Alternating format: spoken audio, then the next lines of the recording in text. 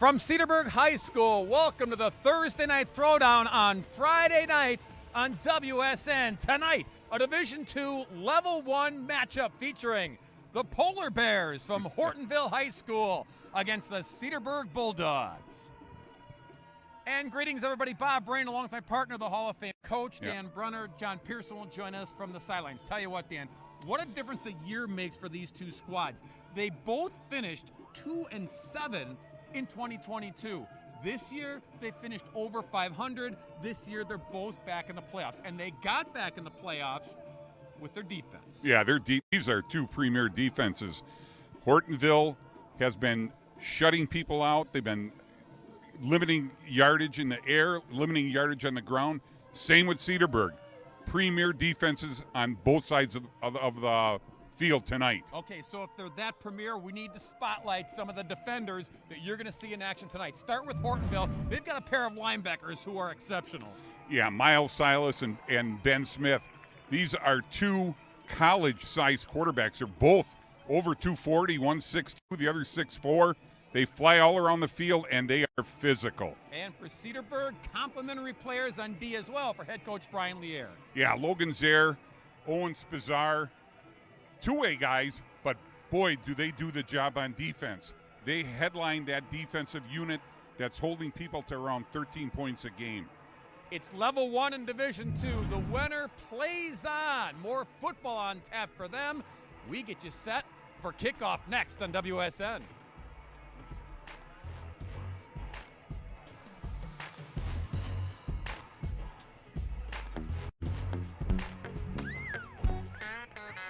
I love living in Kewanee, Wisconsin because the skies are blue.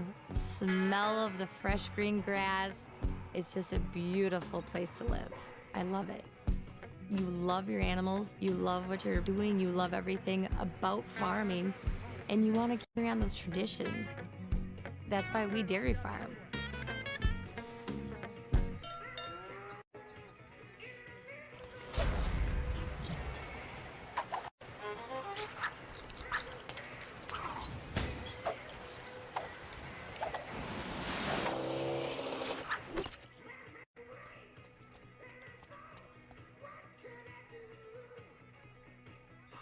These guys are ready, and we're ready as well.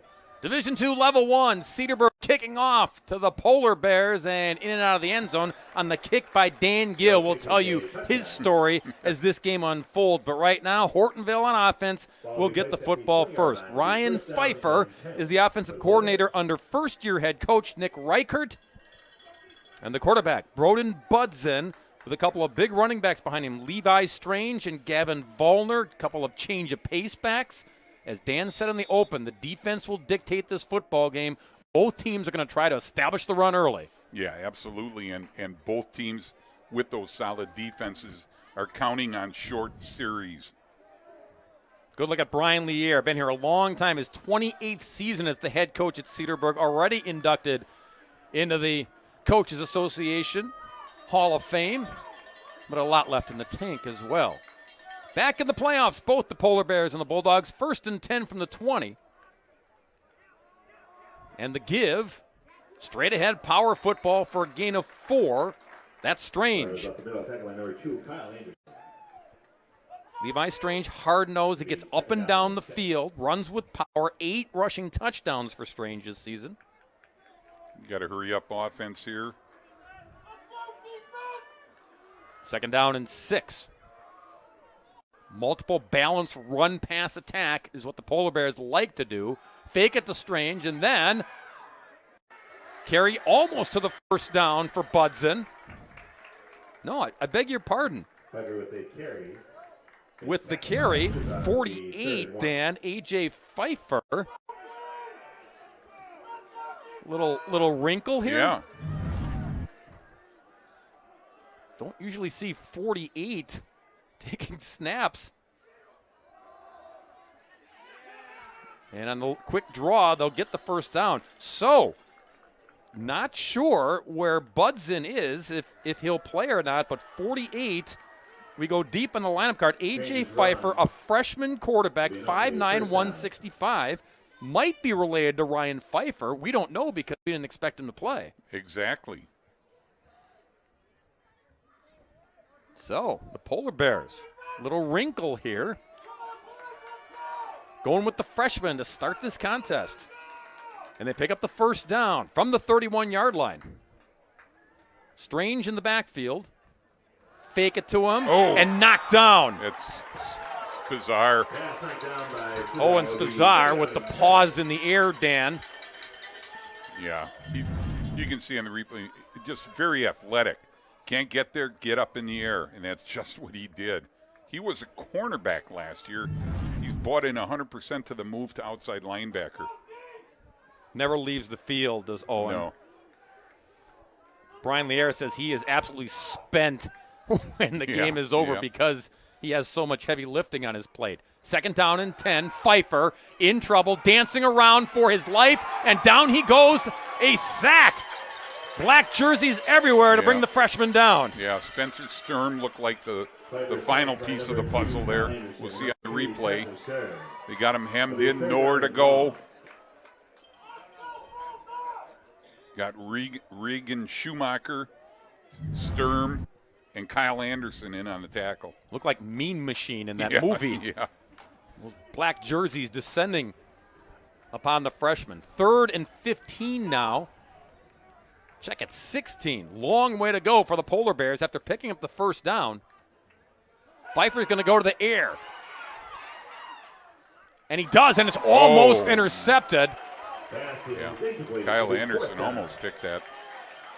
It was intended for Miles Silas. We showed you him on the linebacking side in the open, but this was dangerous. You see Spencer Sturm, good pressure. And again, Anderson was in a better position to catch that than the receiver from Hortonville. Colin Wendt is back to boot it for Hortonville. Logan Zaire deep at his own 40.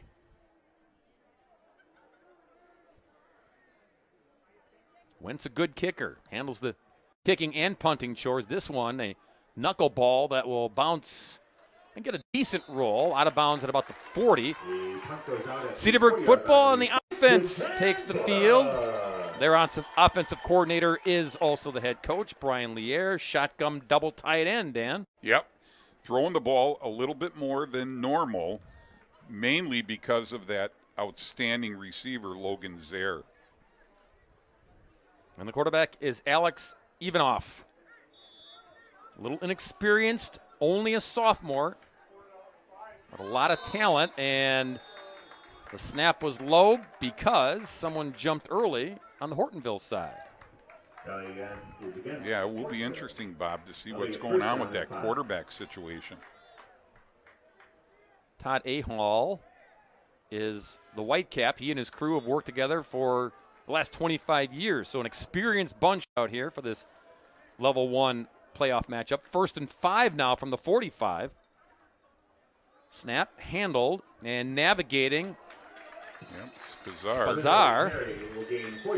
Owen's got a really unique running style, doesn't he, Dan? Yeah. Not real fast. You see, he kind of displays it right here. Kind of a slasher. He'll spin. He'll do whatever it takes to get that final yard.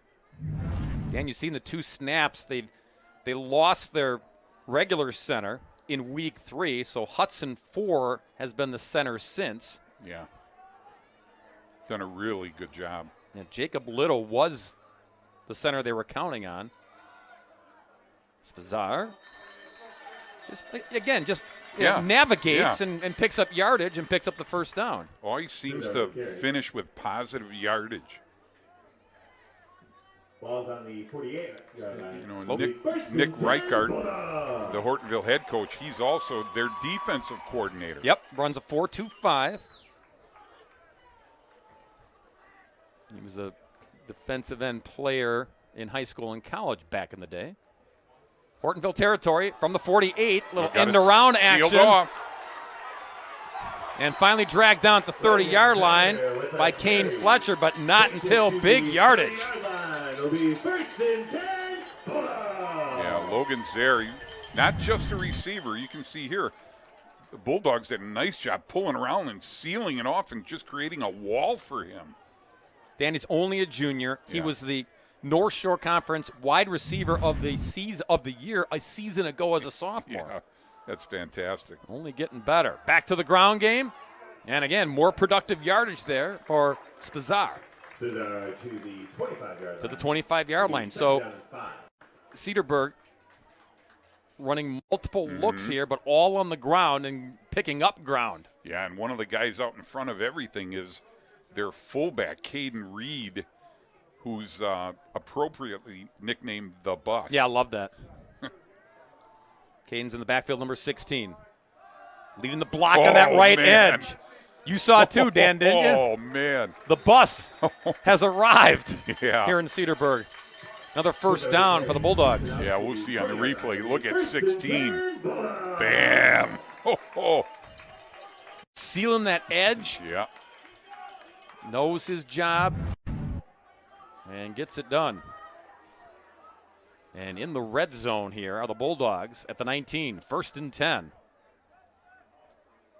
Little inside handoff. Here we go. And look out. Inside the 10, down at the 7-yard line is Zaire. He takes it to the 7-yard line. Logan again, the patient running. Yeah, you see this just a counter sweep. They're pulling the whole back side. Bus is out in front. Lineman coming around.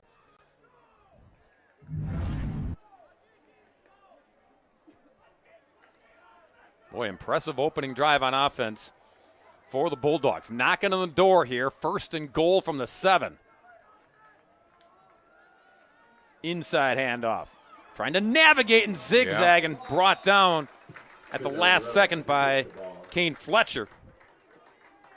But Spazar, again, he had nice navigation. Yeah, real nifty little moves, just subtle little cuts.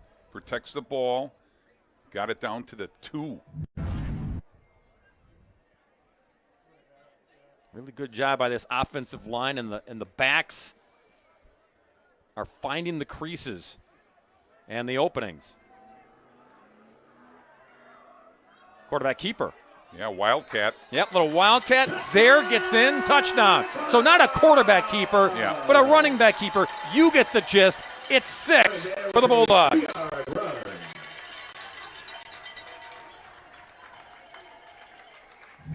Yeah, you see on the replay, not surprising, he's going right behind their big right tackle, Connor Kluk.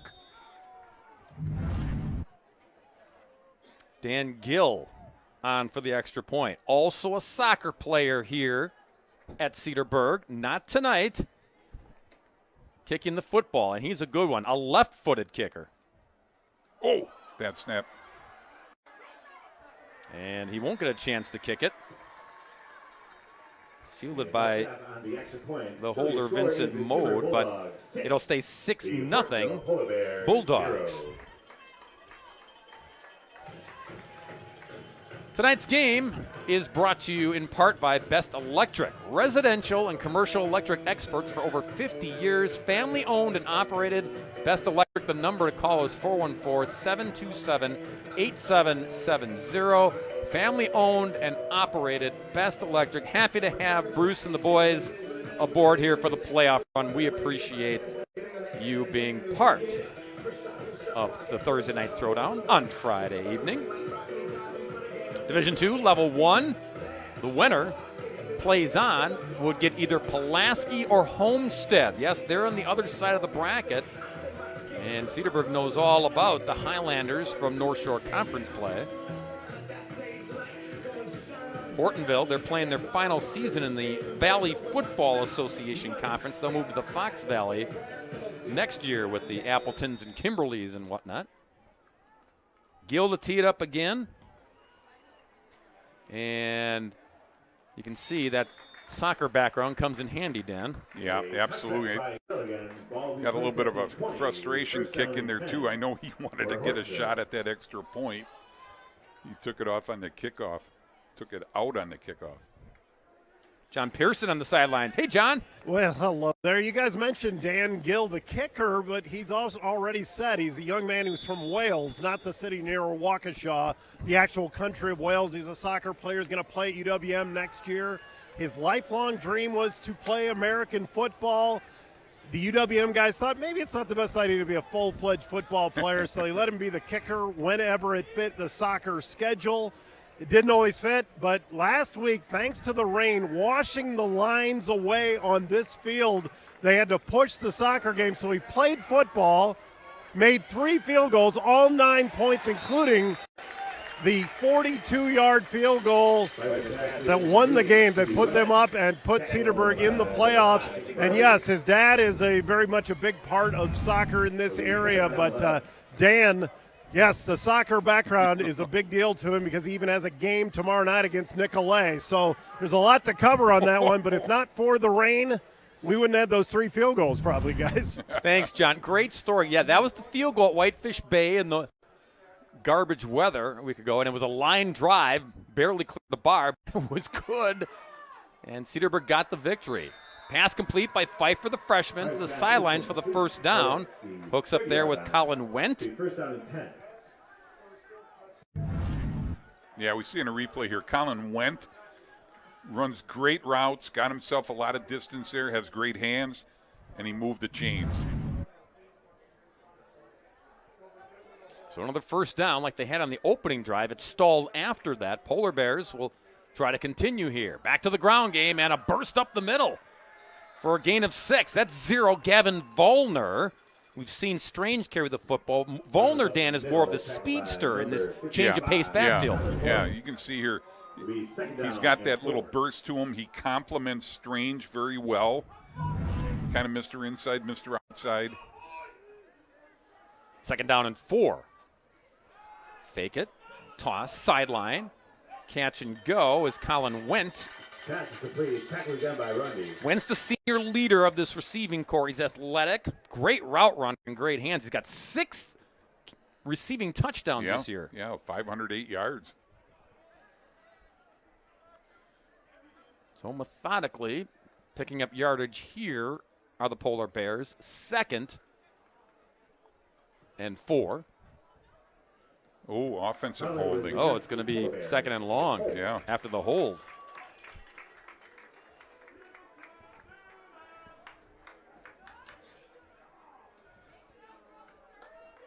So wipe away the nice gain. Walk it back to the 28-yard line. So 2nd and a dozen now for Hortonville. Second down and 12. I was looking on the sidelines, Dad. Broden Budson, who we thought was going to be the starting quarterback, who head coach Nick Reichert thought would be the starting quarterback. He's over there, number 10 on the sidelines. See him standing there right by the official in the yard marker. Something to monitor here. 2nd and a dozen. The freshman, Pfeiffer, over the middle. Had his man, but airmailed it. Yeah. It was intended there for Tate Dankins, their tight end. Yeah, big body, blocker, good hands, but you can see the pressure just got to the quarterback and forced him to overthrow him. You can see Dankins, big target, 6'2", 210, but Pfeiffer misfired.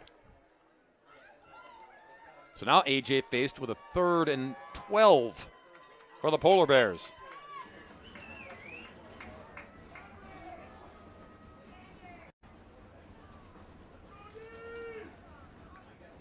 High snap over the head of Pfeiffer. He'll just fall on it. So issues here. Rashad Kastner is the junior center. In a couple bad snaps here for the freshman quarterback, and it brings up 4th down. Yeah, he had no shot at that. It was about 6 feet over his head. Did a nice job just to corral it. It's going to be 4th and very long. So the Polar Bears got to boot the football once again. Wendt will do the honors. Deep to receive, Logan Zaire. And he's standing at the 41 and hold the phone. Officials blow the whistle. I don't see any hankies.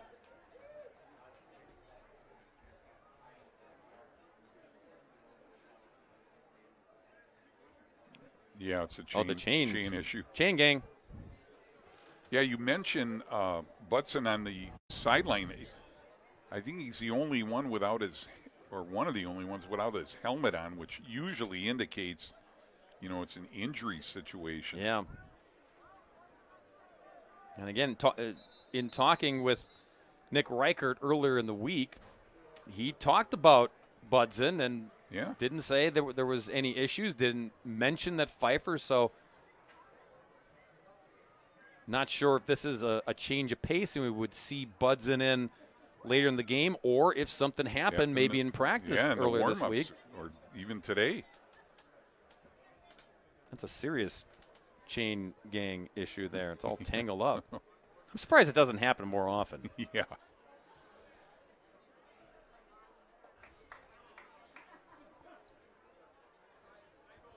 So it looks like they untangled that sideline mess, and Wendt is ready to kick, standing in his own end zone.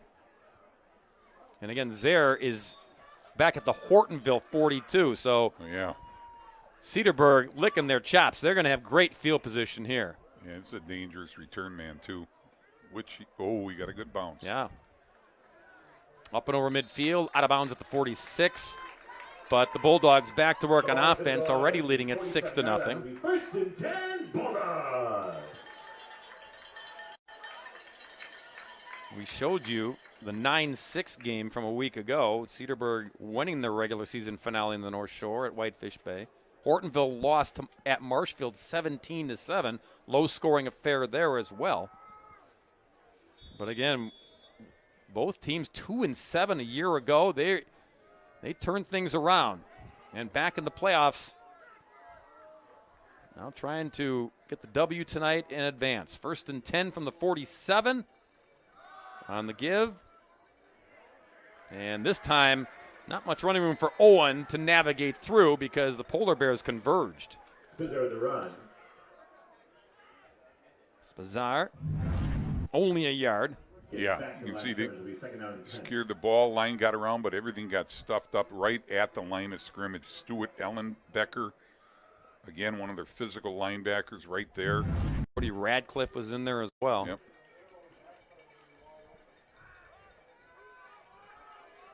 Second and 10, Bulldogs. To the air for the first time tonight, perhaps, and marker comes in as the throw gets grounded into the turf. Might be a hold on Cedarburg. We shall see. Todd Ahal, I beg your pardon.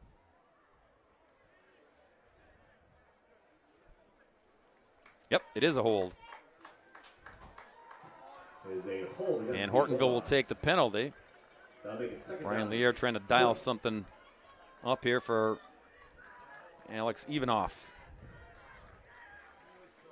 Evanoff, 7 TDs tossed through the air, 3 interceptions. But in this offense, you need to be the game manager.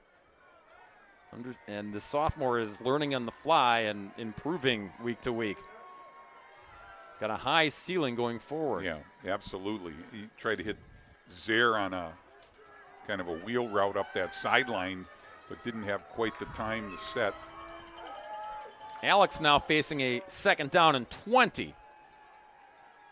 Snap, and ball's on the turf. Cedarburg got it back. We told you again, they lost their center Jacob Little in week 3, but that was week 3. Yeah, you can see here, you don't know if he just pulled out or the ball didn't get snapped back far enough by Hudson 4. Either way, he's fortunate to get back on it. Yeah, Hudson 4 came over from the defensive side of the football where he was more accomplished. So he's doing the team thing and saying, yeah, I'll do what you need. Yep. Couple of issues tonight here. Now 3rd and downtown Milwaukee. It's a long way. Catch sidelines and then run out of bounds at the 42-yard line. Reeled in by Luke Lier. That's Brian's son. Yep. Affectionately nicknamed Moose. Yeah. But not enough to move the chains here. That was a long way to go. The punt unit comes out. Yeah, not an easy throw, but a nice catch by Luke. Got a little bit of yardage back. 6'4", 220.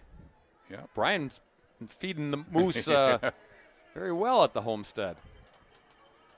All right, Spencer Sturm will boot the football. Just got it away. Caught the 19. Seth Valeri zigzagging. Valeri, tough to bring down. They finally do at the 27-yard line.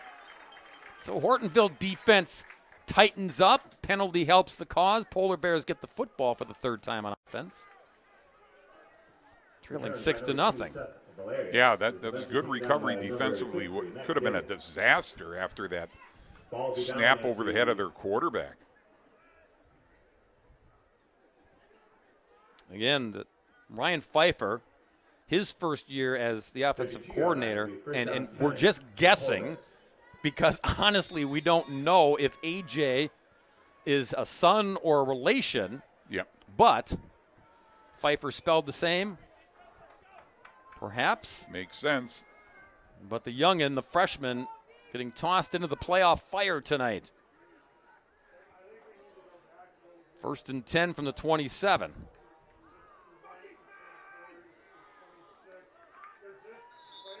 And markers, some movement early. Play on the play will be a false start against Polar Bears. Now they get first down. And up against it again. Going to be 1st and 15. Back at the 22-yard line. Nick Reichert, told you it's his first season, took over after being an assistant coach with the Polar Bears for 2 years. He was a defensive lineman at Truman State. Yeah. Quincy, Illinois native, made his way to Hortonville and got the team back in the playoffs on his first try. How about that? 1st and 15 now. Little toss inside, blown up. Hudson 4. I told you he was more accomplished on defense. I guess, Dan. Wow. Hello. Wow. He took his blocker with him into the ball carrier. How about that? Yeah, like you're running into a brick wall. Yeah, he started on defense as a sophomore, missed his whole junior year with an injury, but he's back and doing a great job as a senior. 2nd and 18 now for Hortonville. Oh, high another snap bad again. one. Oh, and Pfeiffer's going to go down. Costly. Yeah. Exchange between center and quarterback. It's hurting. It's killing the Polar Bears. Yeah, Hudson 4, Jamison Kressmer. Yeah, again, that bad snap. Did a great job just get the ball back, but too many Bulldogs in that backfield. It's 3rd and Grafton now, Dan. Yeah. I mean, the ball is at the 9. The first down marker is the 37-yard line. And they're going to think about it when they turn them around here for the start of the second quarter. Thursday night throwdown on a Friday night. It's playoff football at Cedarburg 6 and Hortonville nothing. You're watching Prep Football on WSN.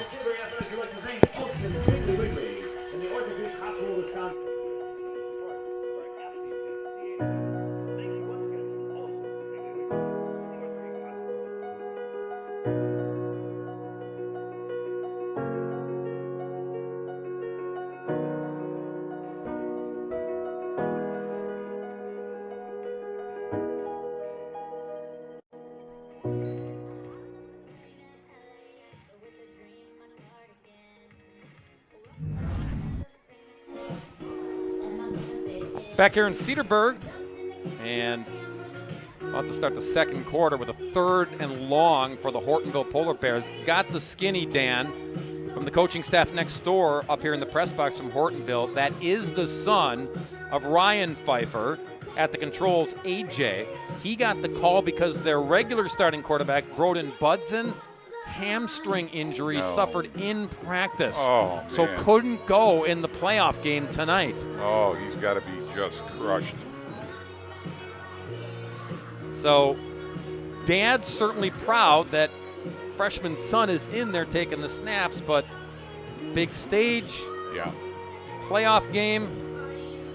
Next man up, though, right? Yeah, but it just does so much to your timing just everything, including just a difference in the height of the quarterbacks for the center quarterback exchange. Absolutely. AJ goes 5'9". Budson is 6 feet and change. Yeah. And so center and quarterback trying to get on the same page. 3rd down and 30. That won't get it done.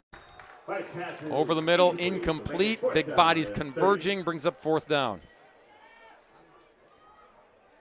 Yeah, he's hanging in there, but boy, he's just, what a disadvantage for him to get thrown into the fire midweek, so to speak. Yeah, and the reason AJ has 48, his other position is linebacker, and if anything tonight he expected, well, maybe I get in there to play some defense. Nope. He's the quarterback for the Polar Bears tonight. Went back to kick. Zaire back to field it. Ooh, short kick. Angle away from Zaire. He's been getting friendly rolls, however. He got another friendly roll.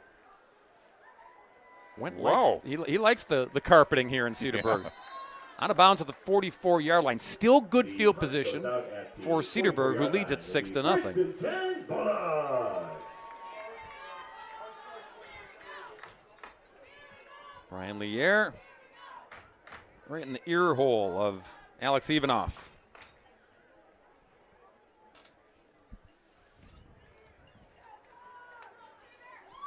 So it's a great story when both teams were 2-7 a year ago. They turn it around, they improve, they make the playoffs.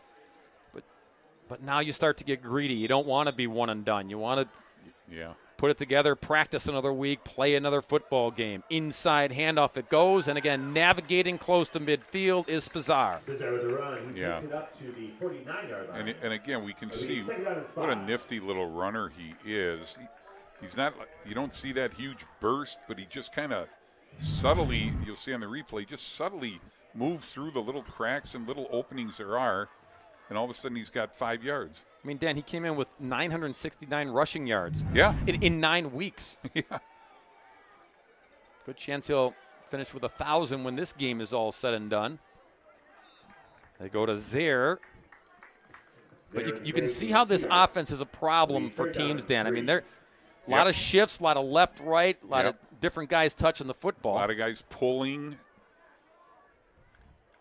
But Polar Bears did a great job on that play, stringing it out and making it 3rd down. Yep, 4th and 3rd and 3 here from the 49 of Hortonville. They go to Zaire, and he'll get the 1st down. Again, nothing fancy, but following his blockers. Spazar, rather. I beg your pardon. Yep. They're almost interchangeable on their running style. Yeah, you can see again. He finds a little crease, little opening, and he makes it a 1st down. Spazar, S-Z-P-I-S-Z-A-R. We thank Brian Lier for the phonetics. 1st and 10 from the 44. Trying to get to the edge. Yes, sir. Spencer Sturm. Throw him into the mix now. And Sturm picks up a 1st down to 31. Yeah, you can see. Nice job. Guys get out in front. He gets the edge all by himself. So just when you're worried about, number 6 and number 11. Yep. All of a sudden, Sturm enters the conversation and forces a timeout here by Hortonville, their first of the first half. John Pearson from the sidelines, ladies and gentlemen. Well, thank you very much, and it's been an emotional year for Hortonville, obviously going from 2-7 into the playoffs, but an individual probably brought the most positive emotion in that town when Caleb Bosley, a Hortonville native, at the age of 30, made his debut for the Brewers on September 29th. Oh, yeah. What a debut it was. 5 strikeouts in 2 1/3 innings against the hated Cubs. And, of course, he ended up getting the greatest Gatorade bath of all time during the broadcast right there. He also is a UW lacrosse product, right? Did an amazing performance right there. And one of the best parts of it was he said hey, there's 45,000 people here, but I can hear the 3,000 from Hortonville. So a special moment for that town and that guy. Sure was, John. Such a fun moment for him. And, yeah, I mean, the fans that turned out for that game. My goodness. Yeah. Impressive. Well done, Hortonville. Back to football, from baseball to the gridiron. 1st and 10 from the 31. On the ground, straight ahead it goes. Bizarre. Maybe got a yard, maybe, but not much. Stacked up by the Polar Bears up front. Yeah, Miles Silas, big number 40, in on that stop. Silas looks the part, doesn't he, Dan? Oh, I mean, man. You and I saw, there he is, Yeah. 40. I mean. Yeah, he and number 5, both of them, Ben Smith. Yeah, they look the part. They're dudes. They gave him a yard, so 2nd and 9 from the 30. Got Sturm flanked to the left in the backfield. Give it to him. And Sturm trying to cut, and there's Smith. Yep. Ben Smith answering. Yep, Seth Villari coming up from his cornerback spot, number 2. Back to the line of scrimmage. Smith, Third down 6'2", and 9. 240, Dan. Yeah. Loves to tackle. Yeah, he's right. He just engulfed him. He came in with 74 tackles. Silas came in with 76. Yeah. So they've combined for 150 plus. Those Wow. two guys from the backer position. Yeah, that's a lot of tackles, both physical. 3rd and 9 for Cedarburg. Looking to throw. Over the middle. Too high. Looking for a flag. Nothing. Logan Zare was the intended receiver, but that ball was airmailed for number 11. Yeah, that was not really a catchable ball, even though that doesn't play into the interference. Now, Good no call. Now, Dan Gill, let's see, from here, 46, 47. Is he taking a look? No, good no call. Valeri just pulling the hands back. Yeah, this would be a long field goal try for Gill. So they're going to try to pick it up here on 4th and 9. Yeah.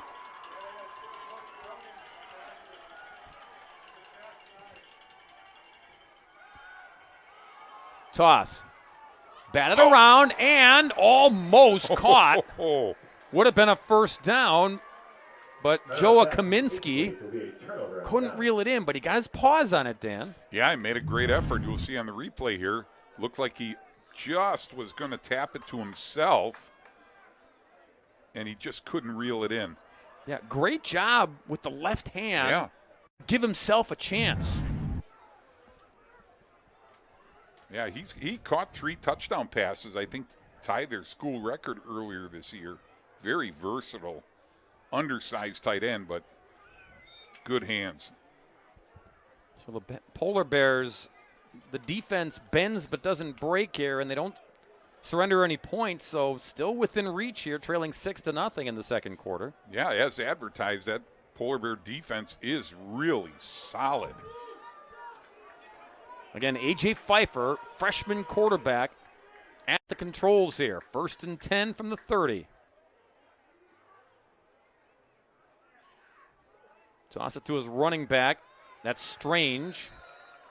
And Levi, patient run to pick up about 5. Yeah, good. Seems to be settling into a little bit of a rhythm here. Nice little toss. You can see good hard runner as advertised. Yeah, when they can run their stuff, Dan, they're picking up yardage. Yeah. It's the high snaps and the penalties that have killed Hortonville. 2nd down. Back to the ground.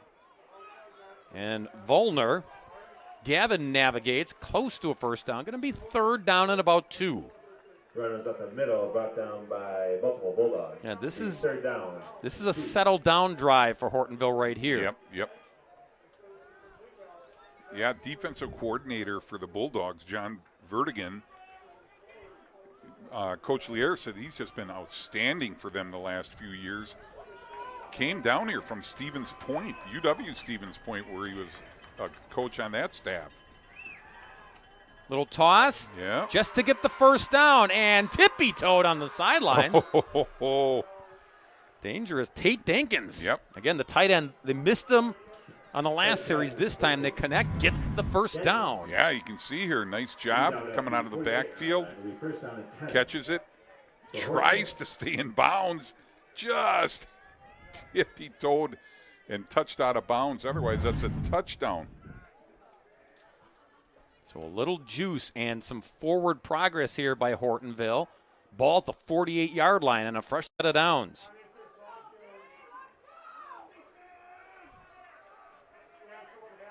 Pfeiffer moving bodies around, and there's a penalty. And again, yeah, this is, we've seen it hurt them. And you're up against it again here, 1st and 15 now. Yeah, and it just all goes back to the, the newness of the quarterback change that they've gone over. Puts the guy in motion, but then the left tackle gets out of his stance. Nick Reichert talked about this with us earlier in the week. They had, during the regular season, games that were available, but turnovers and penalties hurt them. Penalties are hurting them so far in the first half as Volner gets the carry and not much room to sneak through the black jerseys. They were there en masse. Yeah, Bork and Reagan Schumacher in on that tackle. You see on the replay here. Really nowhere to go. This Hortonville team, they started the year 1-2, won 4 straight, then lost their last 2 regular season games, still made the playoffs. But in the victories, they played clean football. Oh. Whoops. Little slippage there. Yeah. But Four was there anyway. Hudson 4 is having a game on defense. Yep. Levi Strange, maybe he hits the deck here because, because of 75. Hudson 4 almost took that handoff.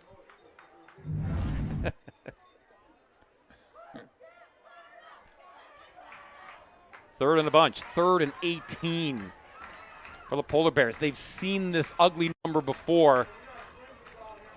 Forced to pick up major yardage to keep the football in their midst. Little bubble screen nice here. Screen pass. Strange, Levi to the 46. Good effort, not enough. 4th down and a decision here. They're going to need about 3.5, Dan. Yeah, you know what?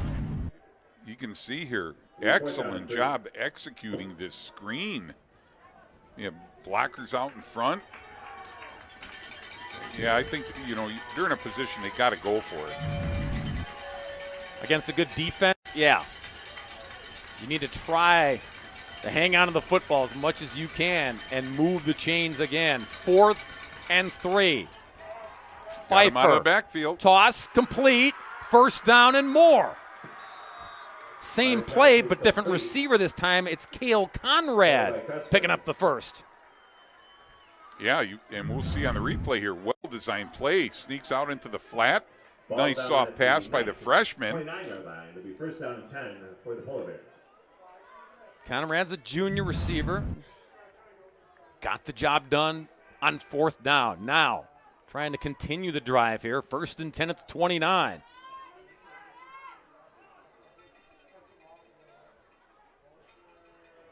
Little toss. Valeri puts his nose down and up and over the 25-yard line. Valeri with the carry, brought down from behind by 75-4. It'll be 2nd down and 5. So they survive the penalty. Pick up a 1st down on 4th down. Clock winding here in the 2nd quarter, and Hortonville within striking distance and facing a 2nd down and 5. Yeah, we're seeing a nice balanced offense in this drive. Strange in the backfield behind Pfeiffer. Wants to get it to him, and now Pfeiffer, A.J., has to just run and try to make something out of nothing. He'll get back to the line of scrimmage. He wanted to toss it to Levi Strange, but couldn't pull the trigger. Yeah, you see right here, he wants to dump it out in the flat again. Nothing there. Wisely pulls it down. Doesn't take a loss. Boy, and Hudson 4 was in the backfield again, Dan. Yeah. He's having a game. 3rd and 5 for the Polar Bears. Volner now, flank to the left of Pfeiffer. Stays in the block, over the middle, in traffic. It's intercepted. Yeah, Zare. Zare was there. And a marker comes in. Couple come in after the fact. But the INT will stand, and the Bulldogs will prevent Hortonville from moving the chains once again. Yeah, you see here, he's staring the quarterback down the whole time, looking at the throw, picks it off. His 4th INT of the year. I think he had 6 a year ago. Might have been some extracurricular after the fact. That's when the markers came in. A personal foul on Cedarburg. Personal foul against the Bulldogs. It's a first down for the Bulldogs, but it'll go back 15 yards, but they hold the fort. Coming up at halftime, we'll have the Dairy Farmers of Wisconsin halftime report.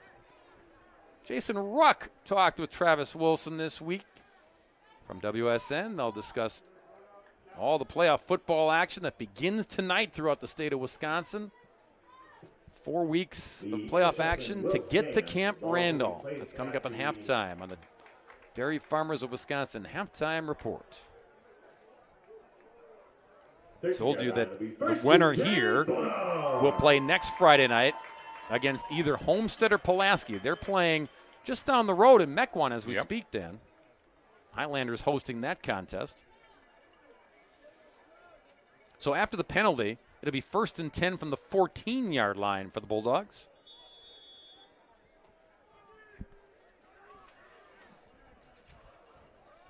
Into the belly. Spazar. Polar Bears galore there to meet him. Spazar with the carries in the game, 3 yards. It'll be 2nd down and 7. It'll be 2nd down and 7. He squirmed his way for a gain of 3.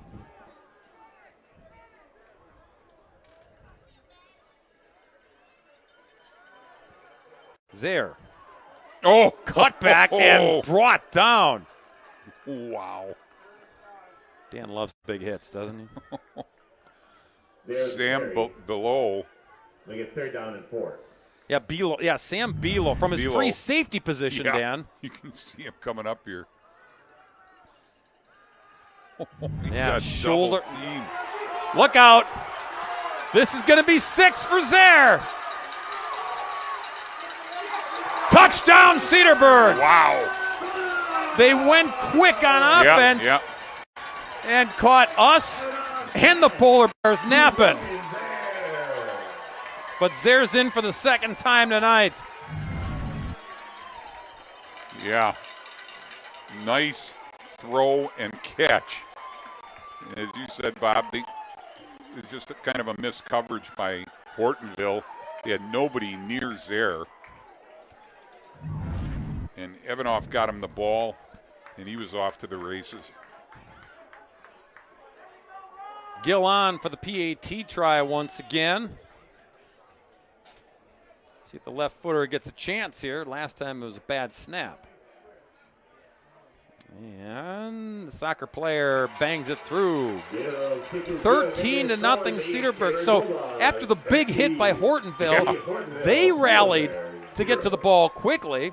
Threw a pass over the middle. Zare had space and took it all the way. Yeah, nice. Evanoff finds him right in that little seam there. Evidently that big hit did not have an adverse effect on Zare. Took it to the house. It's about an 80-yard pass play.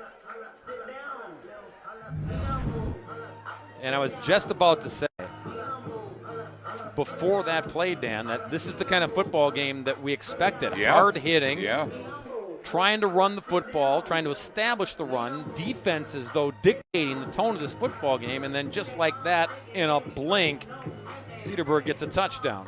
Through the air, too. Yeah, and you got a player like Zare. He's probably the one player on this field for both teams that has that explosive ability to take it to the house.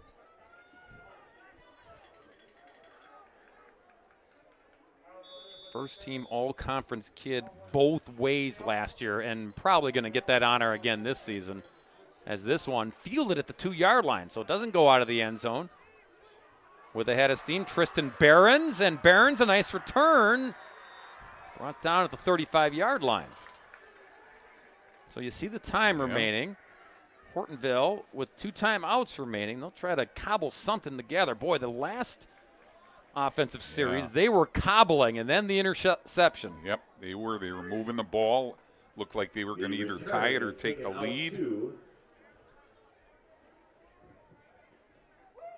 But now the freshman, A.J. Pfeiffer, back at it here. Getting the call to start at quarterback in this playoff football game for the injured Broden Budson.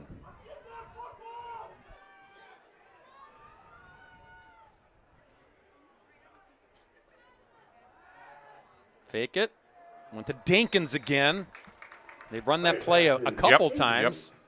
Been successful a couple times. No hookup that time, however. No, Ryan Pfeiffer's done a nice job, not putting too much on the shoulder of his son. He's letting him do some of these little dink and dunk passes out into the flat, and they've been very effective. Also effective because that front by Cedarburg is getting in the backfield in a hurry. Don't have a whole lot of time to sit in the pocket and survey. 2nd down and 10. Again, fake it, tuck it, and run this time is Pfeiffer, and the freshman gets gobbled up at the 41-yard line. Again, tonight's game brought to you in part by Best Electric, residential and commercial electric experts for over 50 years, family-owned and operated. Best Electric. The number is 414-727-8770. Best Electric. 3rd down and 6 for Hortonville. Under 2 minutes to go before halftime. Cedarburg defense digging in, looking for a stop. Give their offense one more shot. Toss, sideline, look out, catch is made, 1st down. It's Wentz, Colin Wentz. Somehow the ball got over the defender into the hands of Wentz. I'll tell you, that was a heck of a throw. You can see right here, he put it right over the defender, right on Wentz's hands, and Wentz got the 1st down, stopped the clock. Wasn't pretty, Dan, but playoff football style points don't count. No. Real points on the scoreboard. That's what matters. Hortonville trying to get their first tonight. From the 44 of Cedarburg, 1st and 10, Polar Bears. Oh. Yep, again. And frustration on that Hortonville offense. They've seen this movie before, and it ain't good. No. And again, it's they're just not familiar with the cadence. It's all those little things, and Noah Drager has jumped a couple times. They're outstanding left tackle. Yeah, 6'5", 280, senior anchor of the offensive line. Back at the 49 now, 1st and 15. Not again. Not again. Oh. Again. Yeah, again. 1st down and 20. Yeah, you can see the head hanging because it's not helping that young man. They're putting him up against it with these 1st and 15s, now 1st and 20. Oh, boy. Yeah, it's 2 steps forward, 3 steps back. Hortonville's going to call a timeout. That's their second. Yeah, they got to get settled down. Hey, folks, at this time we'd like to recognize Dr. Rory Wright for his 8th So, season. they converted, got it to the 44-yard line, but 1 step forward, 2 steps back, and literally in this case, so with under a minute to go, gives us a chance to check in with JP. Hey, guys, it seemed like they were doing a nice job, the coaching staff, giving A.J. Pfeiffer a chance to succeed, but these penalties are killing them. But it did bring up our best sarcastic fans of the year award for the Cedarburg fans who kept doing it. You can't do that. Well, twice in a row it happens. the females in the crowd started yelling, "You still can't do that. You still can't do that." I'm like, that's organic. That is beautiful sarcasm here in Cedarburg. Just got to point that out. If anyone knows sarcasm, it's John Pearson. And Oh, do I? Yeah. No, I don't know sarcasm. Okay, you don't? No. Thanks, John. Now, both coaches, though, when we talked to them on the field, we had a beautiful sunset tonight. I mean, great football weather. They were looking around going, isn't this great? I mean, playoff football, isn't this fun? I mean, they were taking it in. And when you miss the playoffs, like both teams did a year ago, you take it in. You enjoy it. Oh, yeah. All right, 1st and 20. They need the 34-yard line of Cedarburg just to move the chains. Cedarburg just returned the favor by They jumping over the ball. Okay, well, we're going to do this. 5 yards this way, now 5 yards the other way, so now it's back into Cedarburg territory at the 49. Brian Lier's not thrilled. Now you made it 1st and 15 again. Everyone holds still. They do. Pfeiffer, looking for breathing room, finds the sideline target, and nice play to the 39-yard line, out of bounds, complete to Winston Peters. Peters is a senior of this receiving core. Boy, Pfeiffer did a nice job here, surveying the field, got out of the pocket, got a throwing lane, gets his guy gets out of bounds, stops the clock. So they had 1st and 20. Penalty made it 1st and 15. Yeah. Now you're at 2nd and 5. So whatever it takes, Hortonville's making forward progress here. 39-yard line. Pfeiffer. Outlet. And they got the first down. Levi Strange. How about Pfeiffer just hanging in the pocket, Dan? Impressive for that young freshman. Yeah, look at him. He's got pressure coming. Slings it out to the flat. Knew he had the safety valve over there in Strange. Yeah, he's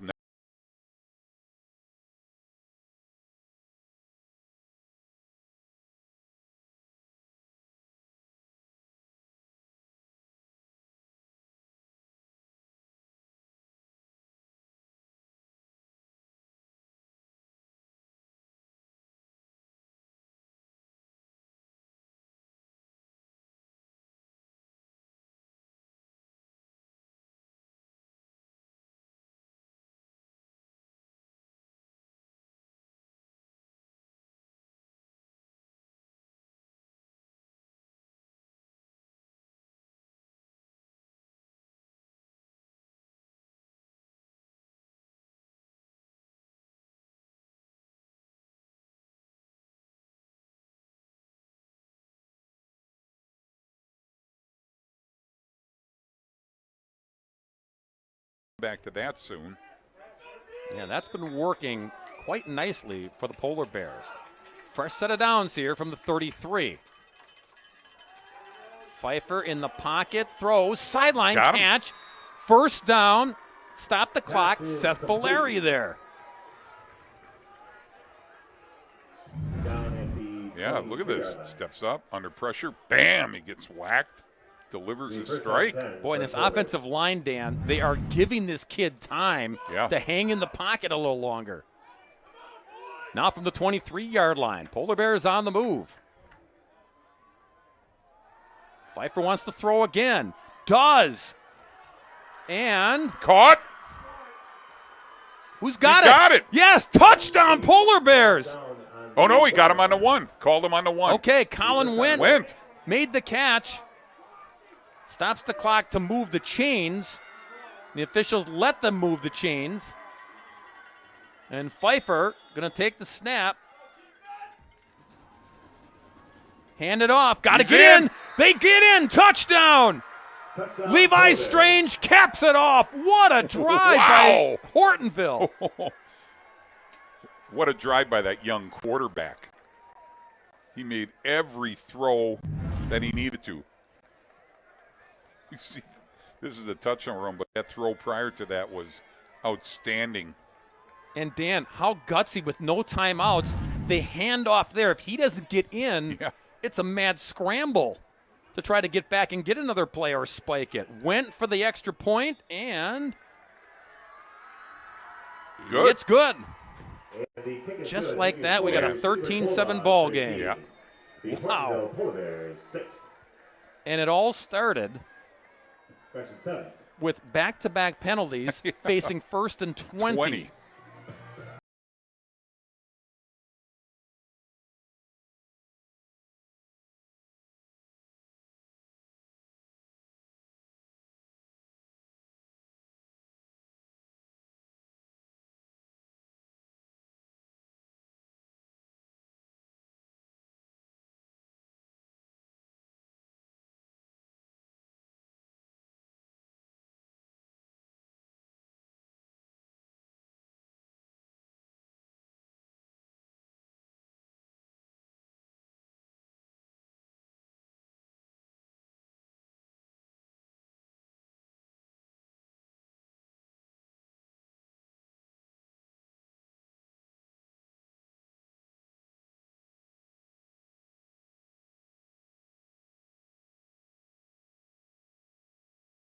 They're dangerous.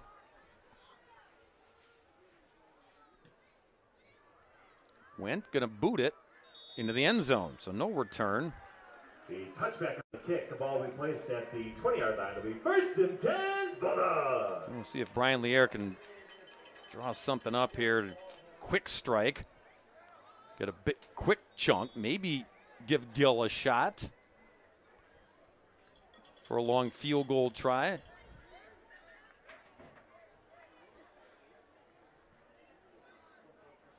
It looks like they're just going to not get kneel cute. it out. Yeah. That is the case. So playoff football in Cedarburg, and the fireworks show started early instead of halftime. Cedarburg, a big touchdown play, and Hortonville answers with a drive to cut the deficit to 6. It's 13-7. Cedarburg leading Hortonville at the half here in Cedarburg on WSN. Coming up, 10 programming.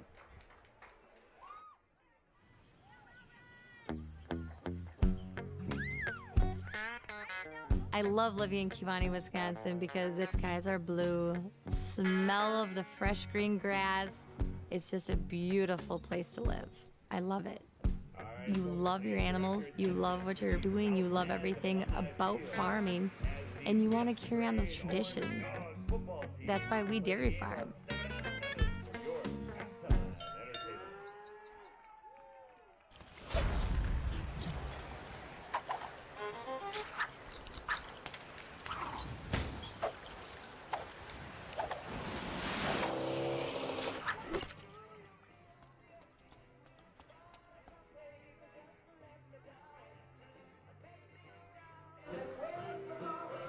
We told you, and we weren't lying. Beautiful night for football here in Cedarburg.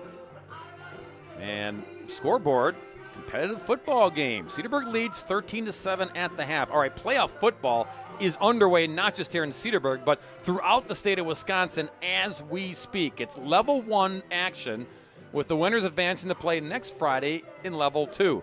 For all the playoff preview and sorting out the brackets going forward, Jason Rock sat down with Travis Wilson from WSN.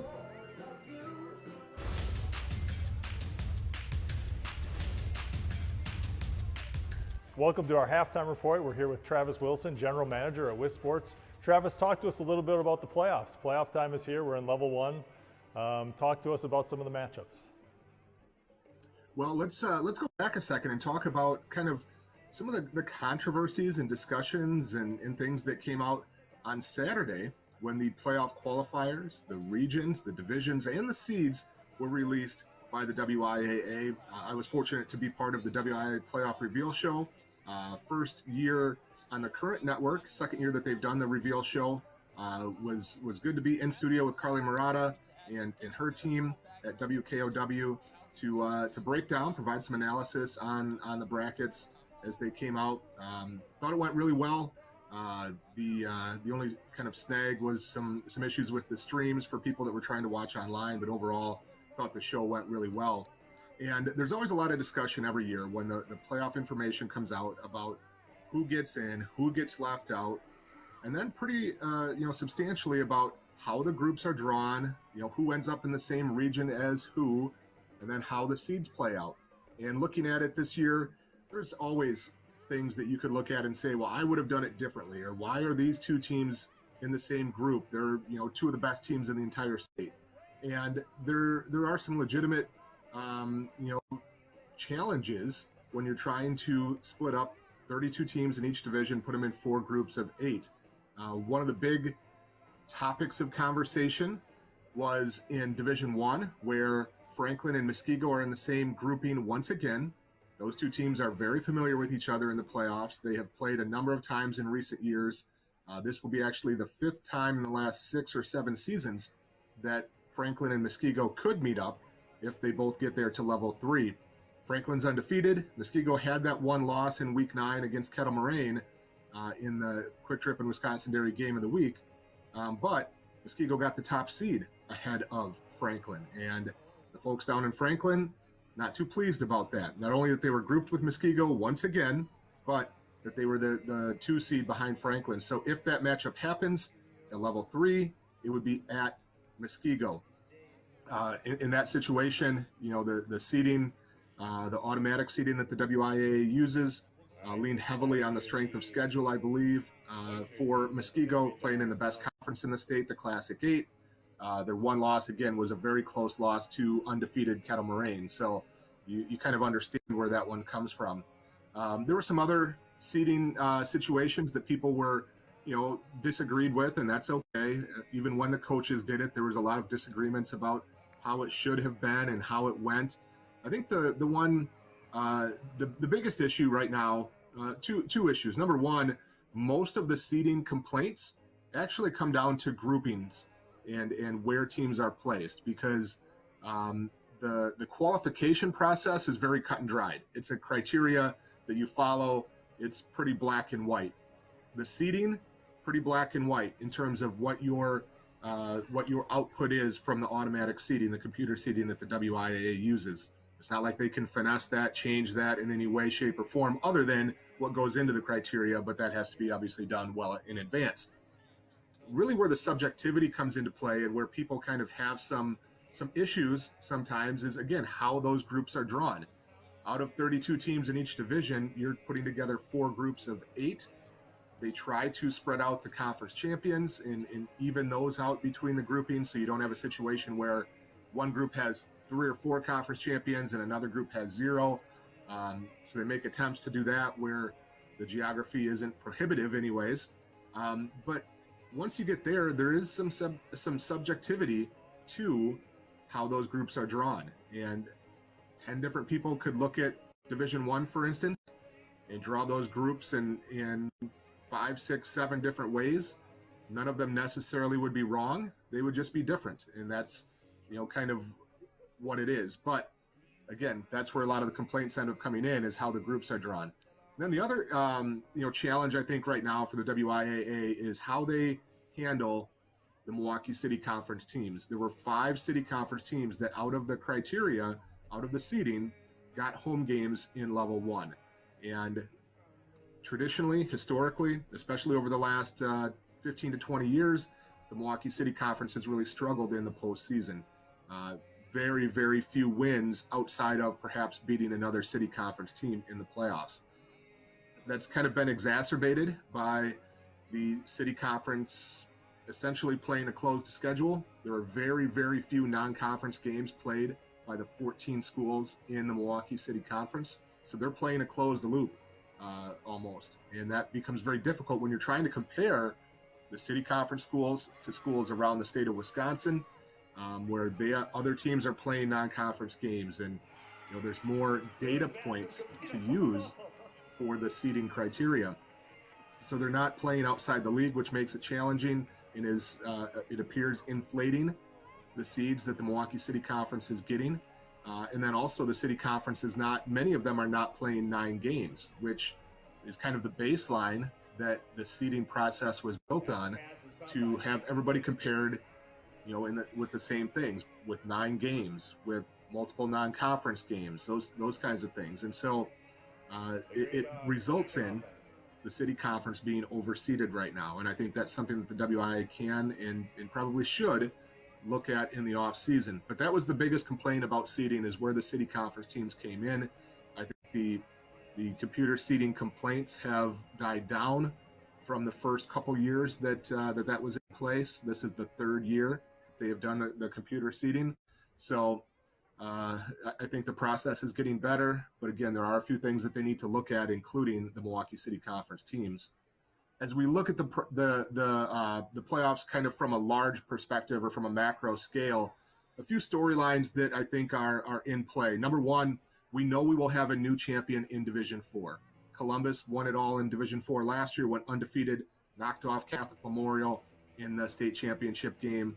And this year, Columbus drops down to Division 5. Their enrollment has decreased a little bit, so they are now into Division 5, where they're in the same bracket as 2-time defending state champion Aquinas in Division 5. So that's certainly a storyline that we are tracking and following, where Aquinas and Columbus could meet up in level 3 of the playoffs, where you'd have 2 defending state champions playing in the postseason, something that we have very rarely seen. Other things of note, in Division 2, Wanakee drops back to Division 2 after many, many years playing in Division 1. After many years playing in Division 2, they moved to Division 1 last year for 1 year, back down to Division 2 as one of the largest D2 teams this season. So they're in a very strong Division 2 field that also includes Kaukauna, who won the conference championship in the FBA. They defeated Kimberly along the way. You've also got a very good Sun Prairie East team in Division 2. Of course, we saw them last year on our WSN Live Level 3 broadcast when they took on Kettle Moraine, and Kettle Moraine ended up winning that one en route to a state championship. Also in Division 2, you have undefeated Kettle Moraine, the defending champions. They won the Classic 8, went unbeaten this year, beat Muskego in a huge matchup in Week 9. Badger is undefeated in Division 2 as well. Waukesha West is a pretty solid team out of D2. So I think you're looking at a pretty strong D2 field as well. And, you know, there's all kinds of storylines in each division, some potential matchups that we could see down the road between rivals, between conference foes, between teams that have met up a number of times. So that's the great thing about the playoffs. There's 224 teams still alive in 11-player, and every one of those teams now has a chance. They are back in it. No matter what they did in the regular season, they have a chance to make their mark in the postseason.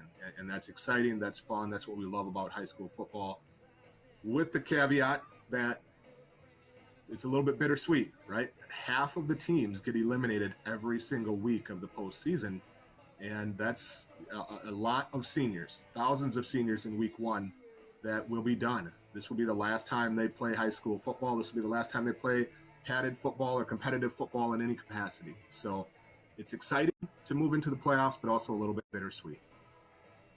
Well, Travis, thank you again for your time, and we're going to get back to our second half here. We'll talk to you again next week. Sounds good. Excited for this matchup, Hortonville and Cedarburg. I think it should be a good game. Hopefully it is a good game here at halftime. And we're excited to bring some great games down the road the rest of the playoffs. Each round, each level, the matchups ratchet up, the tension, the excitement, the drama of high school football just keeps intensifying the later we go in the playoffs, and we're going to have some huge, huge games along the way.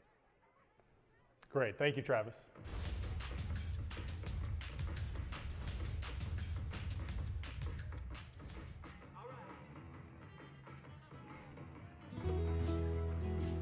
I think when anybody comes onto our farm, they see how family-oriented we are. Having the 3 generations all at one dinner table, it's just a really fun time to spend as a family. I would love to see them someday taking over the farm as well. You know, that's a farmer's ultimate dream, to see it pass on to the hands of the next generation. Support Wisconsin dairy farmers. Buy Wisconsin cheese and dairy. All right, let's go, baby. Mind over matter. If you don't mind, it don't matter. Nobody ever drowned in sweat. Let's go, baby. Let's go. All right, I'm pleasantly impressed by that, man.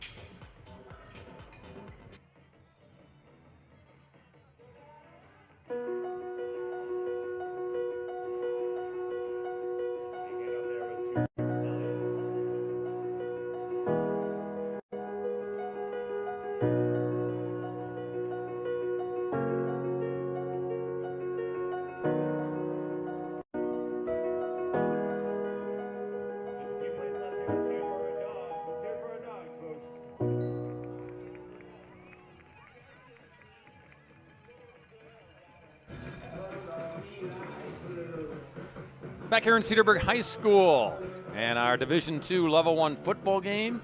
The Bulldogs lead the Hortonville Polar Bears 13-7 at the half.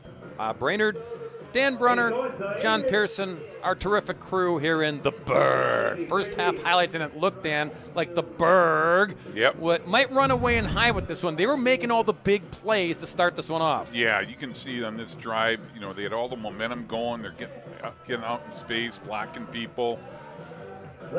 Zare caps off a touchdown drive from 2 yards out. They missed the PAT, 2-0. Then the defense stepped up. Zare again. Yeah, Zare picks off Pfeiffer, and you think he's done for the day.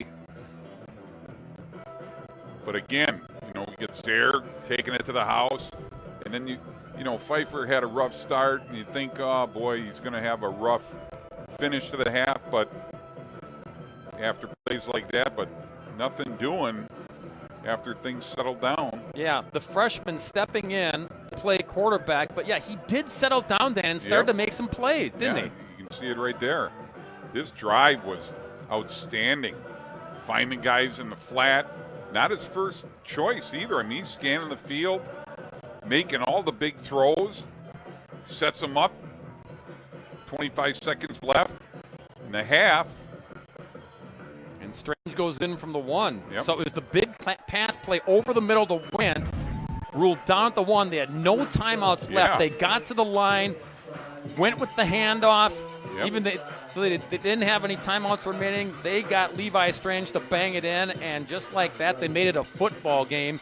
And in the process, they got their young freshman quarterback who got the call tonight, A.J. Pfeiffer, got him settled in. The line gave him more time to settle in. So we got a football game. Yeah, you can see him just growing into that position. We'll step aside. Second half, just around the corner. It's 13-7. Bulldogs in front.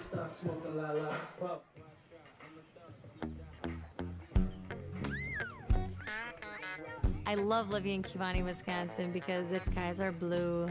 Smell of the fresh green grass. It's just a beautiful place to live. I love it. You love your animals. You love what you're doing. You love everything about farming. And you want to carry on those traditions. That's why we dairy farm.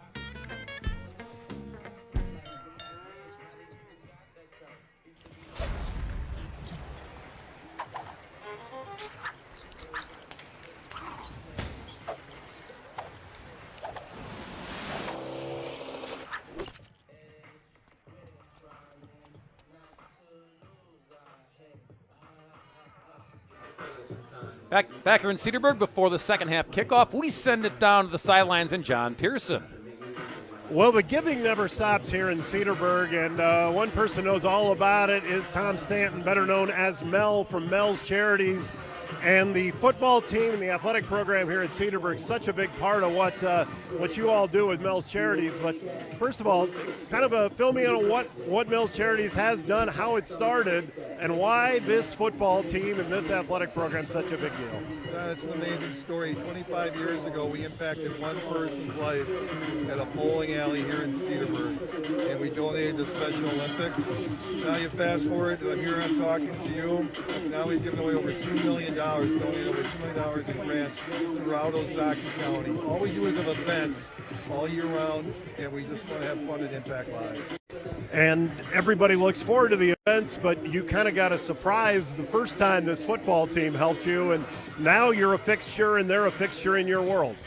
So Coach Lear does more than teach these kids about football.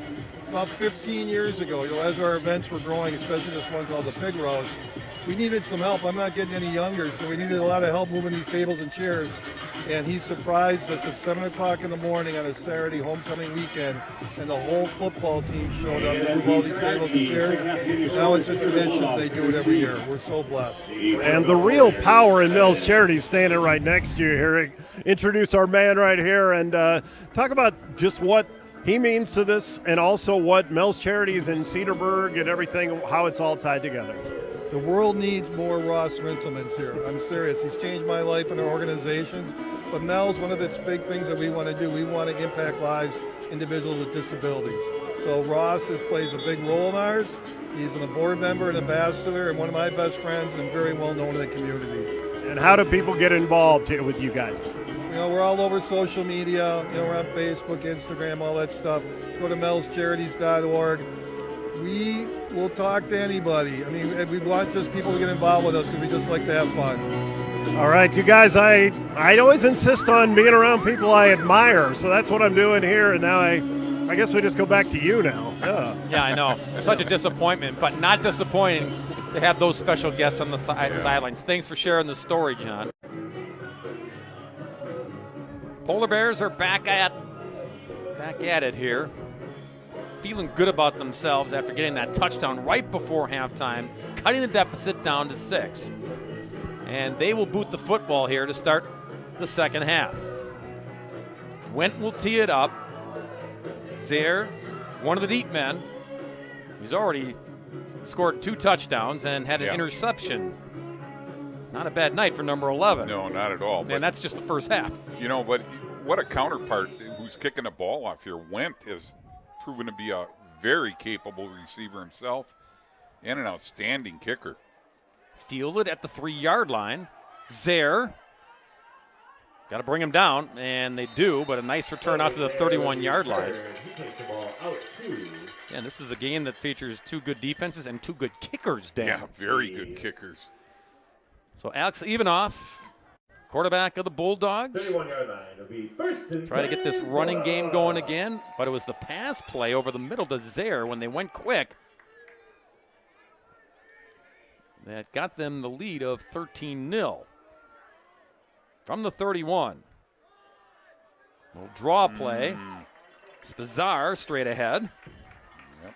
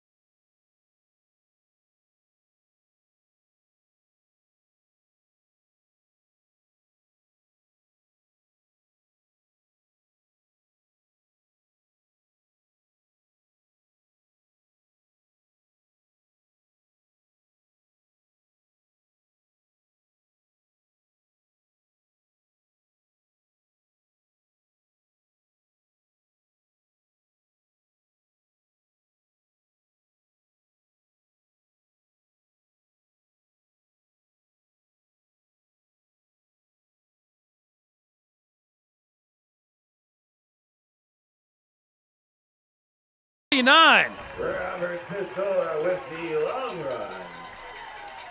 He's taking down Nothing fancy here, Dan, No, but once not he at got all. to the edge. Yeah, you can see their Connor Plunk, their left guard, pulling out in front, makes the big block. Touchdown saving tackle by Kane Fletcher. Yeah, the toss was going one way, and the Polar Bears thought that's where the play's going. And Piscula made him pay. 1st and 10 at the 39. Hand it off. And not much there that time for Spizar. Spizar gets a yard. Gets maybe a yard to the 38, 2nd and 9. Yeah, Matt Spielman was right there. Spielman, athletic and lanky, 6'1", but 210. Part of that defensive line. Couple of juniors, couple of seniors up front for the Bears. And those linebackers we've talked about, Smith and Silas and Ellenbecker, all lurking on the backside. 2nd down and 9. Showing a little pressure. They bring it, and too much on it. Well covered, though, was Kaminsky. Kane Fletcher. Good zone, lockdown corner. You saw it right there. Fletcher leads the secondary with 2 INTs. He held his ground there, forces 3rd and 9. So we've seen it all night long from Hortonville, Dan. The bend but don't break. Yeah, they give up the big yards, and then they dig in. Yeah, and that's where they're at right now. It's a huge 3rd down play. Crowd understands it as well. Getting a little antsy here in Cedarburg. 3rd and 9 for the home team. Even off under center. Pressure coming up the middle. Shaking a tackle. And another one, not a first down. It was Piscula again. Yeah. Boy, but Hortonville got to be kicking themselves. They had this wrapped up. Yeah, look on the replay here. It looks like Silas looks like he's going to drop him for a 5-6 yard loss. And instead, you hand Cedarburg a 4th and 2, 2.5. Yeah, Radcliffe made the big tackle. Otherwise, he might be gone. So instead of forcing the punt, Hortonville trying to dig in again. Looking to throw. Toss. Zaire. No. No marker. Ooh. Hortonville takes over. Yeah. Pass was incomplete to the turnover on down. Ball was a little underthrown, Dan. Yeah, little bit underthrown, which probably kept that flag in his pocket. We'll see it right here. Got out there in nice shape. A lot of contact. But again, underthrown. Yeah, Valeri did turn around at the last second and got the arm up. So this is a recording, I know, but bend but don't break. That's been the Hortonville theme on defense tonight. They get the ball back at the 32-yard line. Yeah, big defensive stand for Hortonville coming out of the locker room. They'll see if they can continue that offensive momentum. And again, 48 is your quarterback taking the snaps. That's A.J. Pfeiffer, freshman QB. Whoa, bad snap again. Yep, and again, this is a recording. Yeah. Too much of that in the first half. They cleaned it up in the second quarter, but Pfeiffer just has to climb the ladder just to pull it down. Oh, heck of a job just to get the ball. Spizar is right there. Hudson 4 right behind him. And again, Pfeiffer's playing. His father, Ryan, is the offensive coordinator. He's playing because Broden Budson, the usual starting quarterback, hamstring pull in practice. So 48, goofy number and all, but he and his dad trying to get on the same page here, and they showed a lot of good things in the second quarter. Over the middle in traffic, it's incomplete. And a marker comes in. Late. Whoa. Jake Tate Dankins was the intended receiver. Zaire was there to bust it up, but apparently some contact by 11. Yeah, we'll see right here. That ball's delivered really nice. Oh, yeah. I don't know about that. Yeah, a lot of separation there. Yeah. Dankins sold it. And the PI will cost Cedarburg 15 yards and a first down for the Polar Bears. Kind of like what happened before where they went back with the penalty and then went forward with the penalty on Cedarburg. Yeah. It's been a theme tonight. Yep. Doesn't get them the first down. but it is 2nd down and 1 now.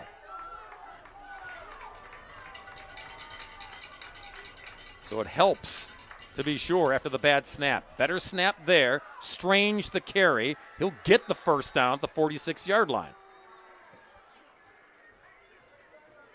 Right up the middle here. So the Polar Bears in the playoffs after an absence a year ago, just like Cedarburg. So you know the kids who were playing a year ago and ended the season after week 9, they don't want to stop playing football. Nope. 1st and 10 at the 46.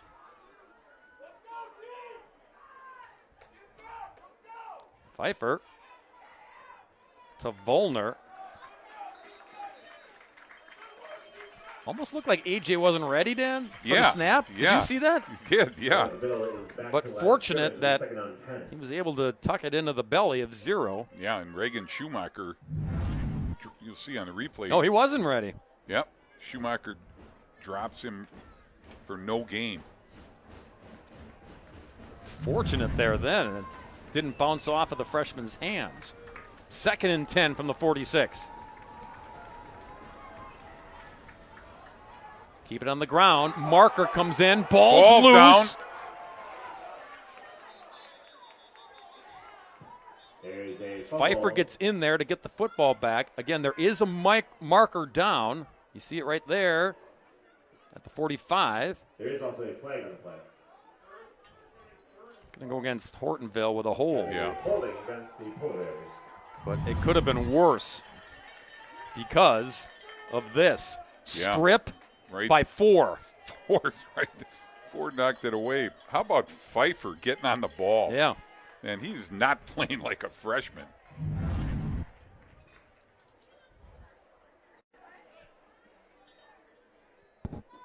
In the huddle there, trying to keep this drive alive. But again, here's the theme again, Dan. You pick up the 1st down, now backwards again. You got to pick up big yardage again. It's been this way all night long. Yeah. They have been their own worst enemy. 2nd and 20. And we called this down in yardage before for the Polar Bears. They need the 44 of Cedarburg to move the chains this time.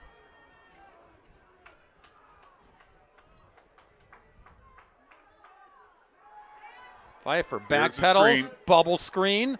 Strange. Picks up pretty good yardage there. Pass is complete here. Bork with the tackle. Still going to be a ways to go on 3rd down. Yeah, 13 to go. But again, they ran this screen effectively earlier, and they did again somewhat here. 4 is, man, for a big guy, he really moves well. Sure does. All right, 3rd and 13.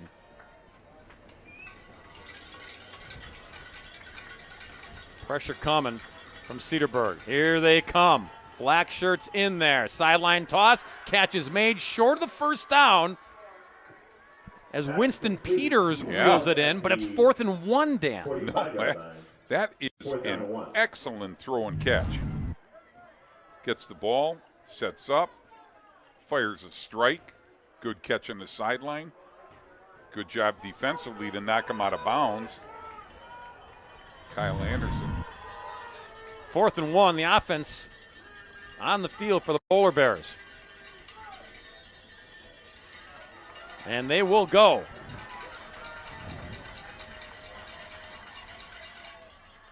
And no fighting. He got it. I think so. Linesman comes in, the official. Looks like he's right at the 44. And Hortonville says, we got it. And they do. Another huge conversion with the distance they had to go. Good push up front. The carry gets to the. That's Strange. Yeah, he's got it. Definitely got it. And he's trying to punch it out. Yeah. Bork. Colton Bork. Little football noogies there. But somehow Hortonville survives the mistakes again. They got the football. 1st and 10 at the 44. Handed off on the draw play. Ooh, bang down is Strange hard. Yeah, Schumacher. Right up the middle here, tackled by number 2, Anderson. Or Anderson was it? Kyle Anderson, the inside linebacker. Yeah, he stops him after a gain of just 1. 2nd and 9.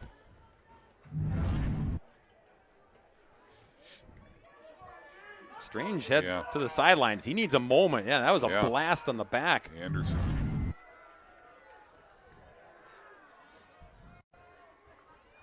Showing pressure again. They back off. Over the middle. He's got it! Is made. Wow. To the 22. Levi Hebby. First time we've called his name. Yep. Junior. That wasn't his first choice either. Delivers a strike. Right over the secondary. Number 4 snuck in. And the freshman put the football into his mitts. Got a player down on the... Yeah, back at midfield. Yep. And one of the Hortonville players. So officials time. Oh, it's the quarterback. Oh, my goodness. No. A.J. Pfeiffer is down. He's been getting... that's a good sign. That's a good sign right there. Isaac Benke is a sophomore listed as a quarterback on the roster. He's the only other one listed besides Broden Budson, who, again, hamstring pull, assuming he's not going to play. And he's up and to the sidelines. Now what? Well, he's got to come out for a play. Right. So, Broden Budson. Oh! Welcome to the party, There young you man. go. Junior quarterback, knowledgeable. Threw for over 1,300 yards so far, 14 TDs, 10 interceptions. Bad hammy and all. He's going to give it a go, Dan. Wow.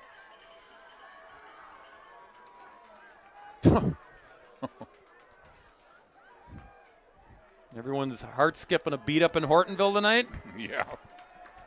So Budson in there. 1st and 10 from the 22. Draw play. Marker comes in. Going to be another hold as Vollner gets the carry. Right up the middle, there is a flag on the play. This line has been good.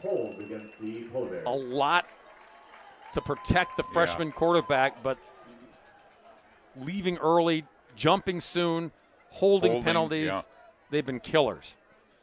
But ironically, they've overcome all of that. The majority of those.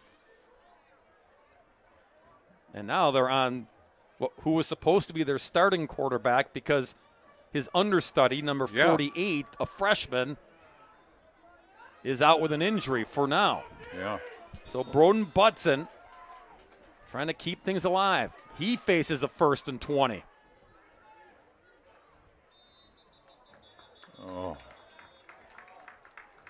Illegal substitution, I think. No, legal procedure. Legal procedure. Flag is on Hortonville. Oh, it's kind of right where they want to be. Yeah, you're joking, but you're not, right? I know. I've never seen a team be so effective at overcoming adversity.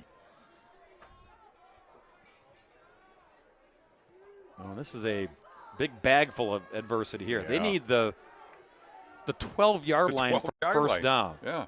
They're at the 37. It's still 1st down. Budson, shotgun. Wants to throw and does off his back foot. It's incomplete. Intended for Vollner out of the backfield. Oh, he took a shot by Hudson 4. Yeah, 4's been in the backfield a lot for Cedarburg tonight.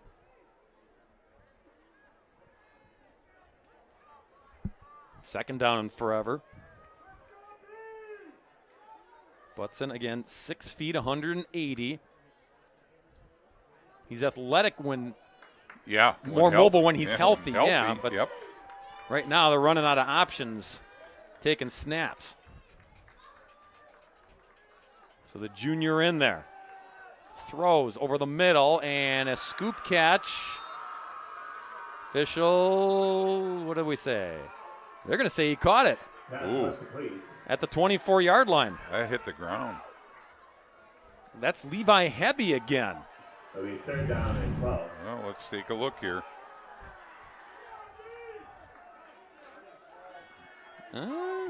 Maybe got maybe. Yeah. No challenge flag in high school, folks, so we play on. 3rd and 12 for Hortonville. Trailing by 6. Oh! Catch! First down, Polar Bears inside the 5. Yeah. Hooking up with Winston Peters. They found the seams, Dan. They're finding spaces they are. to get the football to their guys. Yeah, and you're seeing it. What a job coming off the sideline. Delivers a strike. Knocking on the door. They had 1st and 25. I know. Now it's 1st and goal at the 5. Hand it off.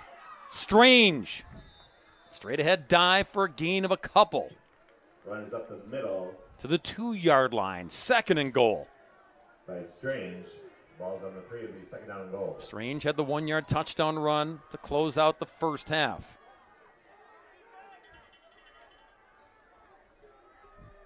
Put it in the end zone here, kick the extra point, and Hortonville would lead this playoff football game. Man. 2nd and goal, Polar Bears.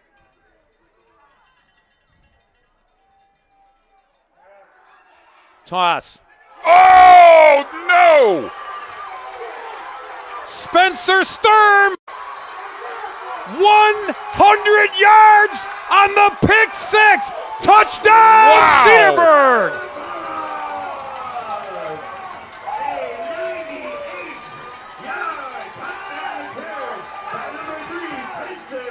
Bob, I was just going to say I don't think we'll see the ball in the air, and here it is. I thought they were going to just pound it in. Oh, nightmare for Hortonville.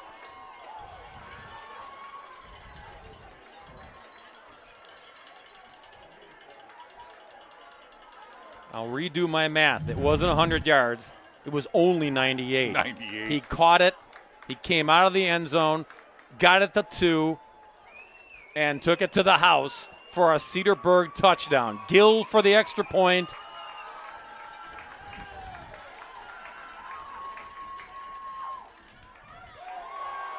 Kick is good. In a blink, Dan. Oh. It goes from what could have been a Hortonville lead to this. Nightmare. Wow.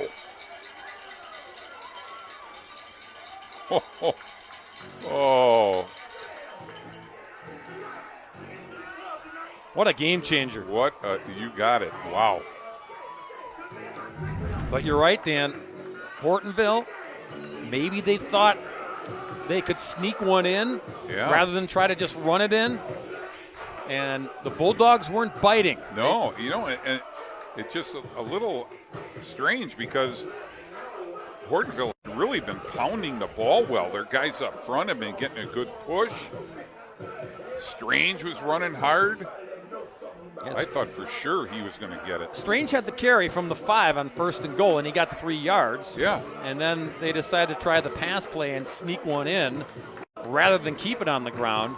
And the Polar Bears paid dearly. What a turn of events. Oh, man. And the crowd here was on their feet. And the Polar Bears silent. The heads were just hanging. They couldn't believe it. You talk about a pendulum swing. Yeah. They're thinking we're going to have the 3rd quarter lead in this playoff game. And now they're up against it, trailing 20-7. Fielded at the 4-yard line. That's Valeri. And he's tackled short of the 20. Yeah, that'll fire up your special teams. Uh-oh. Return is tackled by number 42, Damian Penzick, and number 60, Jalen Johnson. Ball is Well, down at the 18-yard line. under a minute to go here in the third. And this football game, the complexion, I mean, everything has changed. The mood, the tone, everything has changed in this football game on that play. And Hortonville, even when they haven't scored, they've been very methodical moving the football. So now they got to pick up the pace there because they trail by 2 scores. Yeah, right. They can't afford to eat up a half of a quarter to get within a score. And Broden Budson again back in there, taking the snaps on 1st and 10. Looking, shaking, and incomplete, out of the reach for Conrad. But the pass is incomplete. It'll be 2nd down and 10.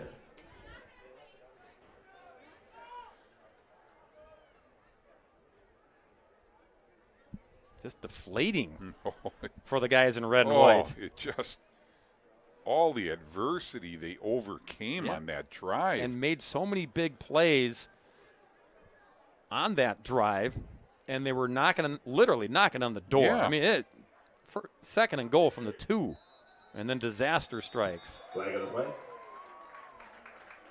And false start again Hornets. on Hortonville. It'll be 2nd down and 15. They haven't done themselves any favors, to be sure. Way too many penalties. Yes, they've overcome those, but, I mean. Yeah, the odds are against you when you keep doing that. So now it's 2nd and 15.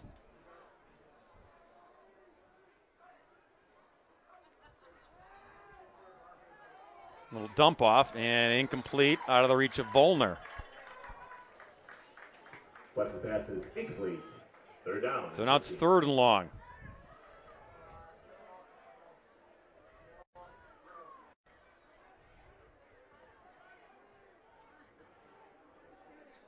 Again, the winner here plays next Friday night in a level 2 game in Division 2. Pulaski and Homestead are playing down the road in Mequon. The winner there gets the winner here. 3rd and 15 for Hortonville. Oh, bad snap.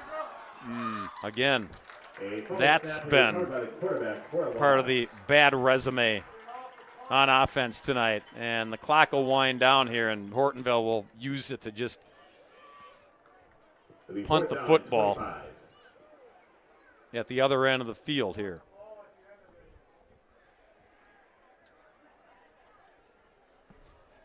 Yeah, they're in no hurry to get this off. And they won't. A defensive score. You had a feeling there might be one in this football game, and boy, was there ever. After 3, Cedarburg leads Hortonville 20-7. We celebrate the athletes, the buzzer beaters, the record breakers, the wins. Now, it's time to celebrate the people behind it all, the advice givers, the community shapers, the game changers, the life changers.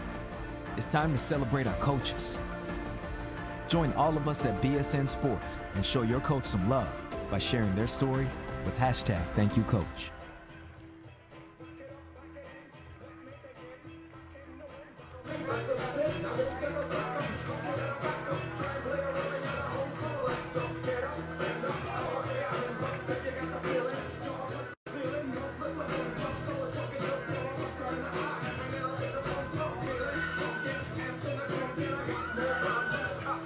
Little house of pain, Dan. Yep, a little jump around. 20-7 as we head to the 4th quarter of this Division II Level 1 football game. Cedarburg in front. Stay tuned after the game for our Jolly Good Soda Player of the Game. It's brought to you by Jolly Good Soda. John Pearson will be perusing the sidelines and talking to one of the victorious players. Good punt here by Wendt. Yeah, he's a good kicker. Yeah, fair catch called for and made at the 45. Cedarburg in business now after that pick 6 to put him up 2 scores. you can almost put points on the board here and call it a night here. Yeah, yeah. And that's exactly what Brian Lier and his offense will try to do. Chew up clock, put points on the board, make it extra difficult for the road team. And he started at the 46.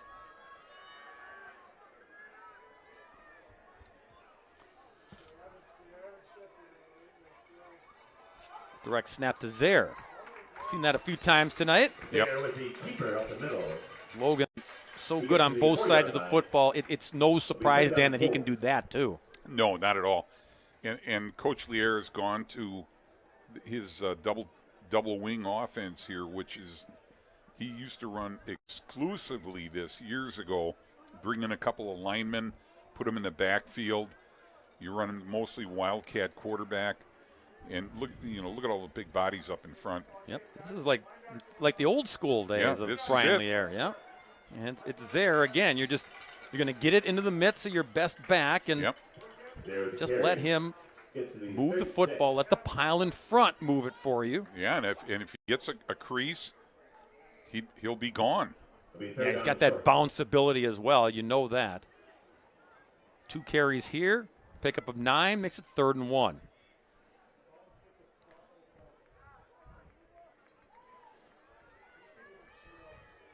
That's a lot of bodies up front. Zaire got the first down. Did Flay come flying in? There's a hold. And so that was an easy yard to pick up. Now it'll be a little more difficult. 3rd and 6 instead. Nope. 3rd and 6. 3rd and 11. Yeah, he's going to spread it out a little bit now. Math is hard.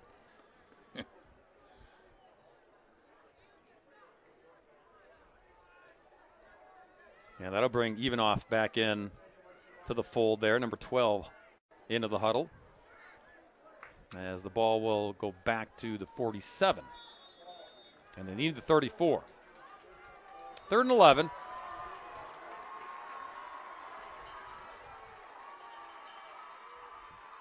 Zaire gets it. Marker.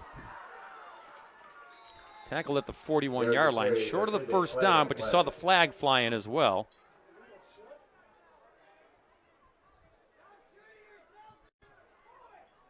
And it's going to go against Cedarburg. Against the Bulldogs. So the plan was to just bunch him in tight and try to run it forward, but a couple of penalties here have changed that plan. Now, they're asking Hortonville, do you want to decline it because they're short of the first down, short by about 6 yards. Yeah, make it 4th. So it was an illegal shift on the offense, and no, they're going to say try it again. They're going to take it. Yeah, and why not? Because it's 3rd and long. Make it 3rd down and 16. 3rd and 16, back at the 48 of Hortonville. And if you're the Polar Bears, you're hoping they don't give up the big play here and then force the punt. And Brian Lier is going to talk about it, burning a timeout. His first charge timeout here in half number 2.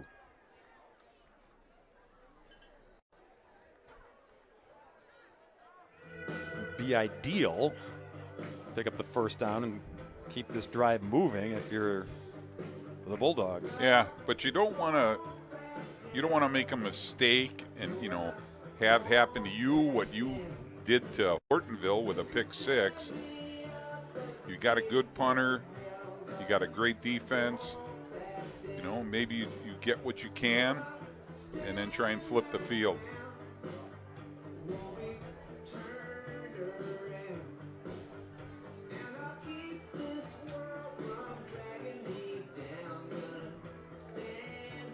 Remember to check WSN on the web. Find a website if you want to see all the brackets and all the game scores from tonight in Level 1 throughout the state. They'll have it for you. Start to cobble together the matchups for next Friday.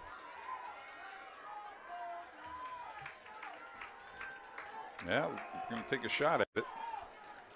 See what they can do here on 3rd and 16. on the sidelines, and it's going to be intercepted. Picked off by Sam Bilo. Bilo, nice return. Oh, there's a hit. Woo! Told you Dan loves the hits. And a marker comes in. Connor Kluk. Marker comes in. Yeah. And he's going to probably tack on 15 more. There is a flag on the play. Yeah, we'll see it here. And again, you know, you're trying to take a shot at it, but he's double covered. It's like a punt. Yeah, it is and it isn't because, you know, they got such a good kicker. It would be, probably say he's going above the shoulder pads. Just hopefully not a targeting call because you don't want to lose that player. The discussion with the officials and the personal foul call will add 15 more. Yeah, that's better than a targeting call. Those targeting calls are just killers. Now look from the backside, Bilo. I mean, it's blasted by. It's a hard hit. Kluk, Connor Kluk.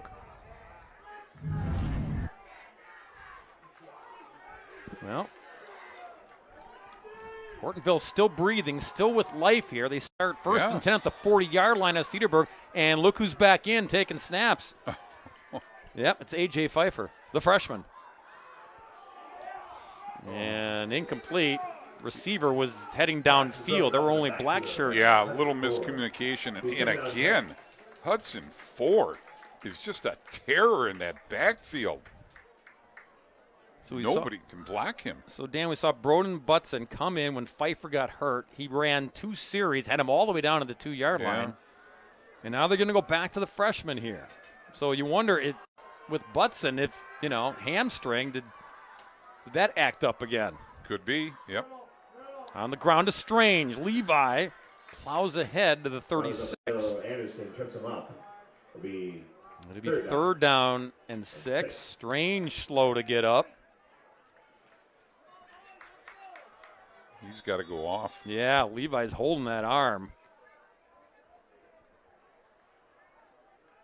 Oh, that's a shoulder. Yeah.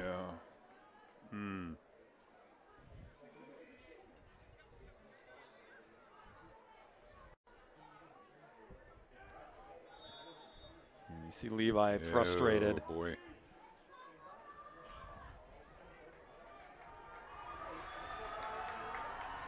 Third and 6 for the Polar Bears. Volner in the backfield. Screen. Get it to him. And tackled. Spikes. Bizarre. Spazar was right there. Wow. He let him make the catch, Dan, and then went low to get the tackle, short of the first down. Yeah, we said before, and you can see here, former defensive back, you can just see the quickness he has combined with his athleticism, and he's just a great tackler. It's 4th and 6. Polar Bears, of course, have to go for it. They need the 30-yard line.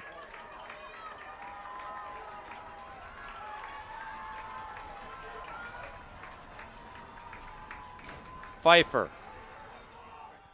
He got him. First down. There he is again. Levi Hebby. Oh, man. Pass was complete. First down, Hortonville. Boy, this freshman is impressive. For the Polar Bears. Rundy makes the tackle, but not till he's got the first down.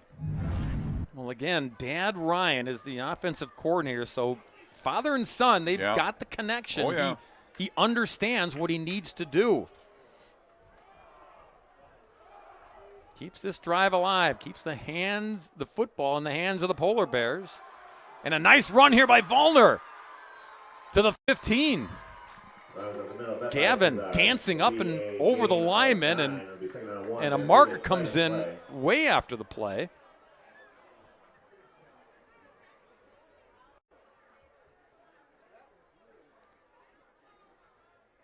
Oh, we've seen a lot of late flags in this game, too. Yeah.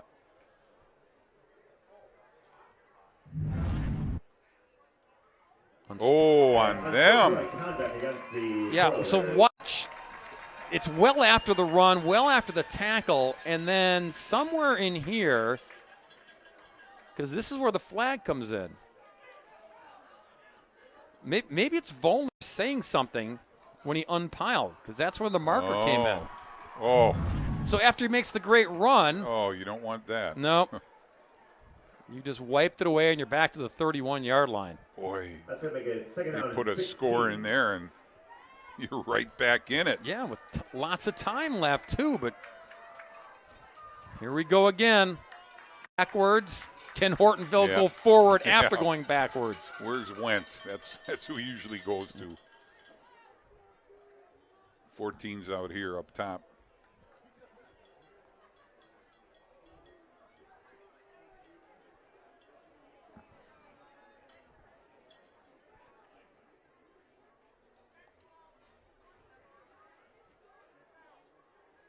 So they're saying it's third down.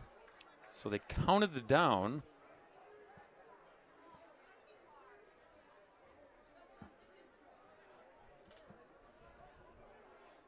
First down. Yeah, you got a first down. But they're saying it's third down. Oh. No. No.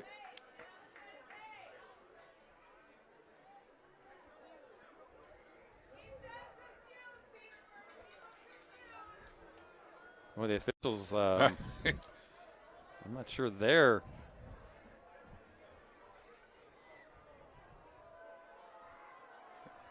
It was second down, wasn't it?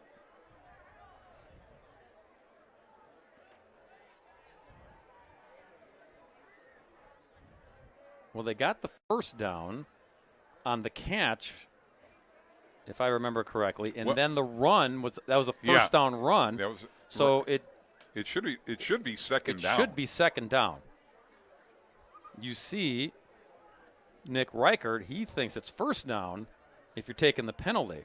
But if anything, it should be second down because the run didn't get him the first down. No, it didn't. Yeah, it should be second down. It should be second down. Because the down shouldn't count.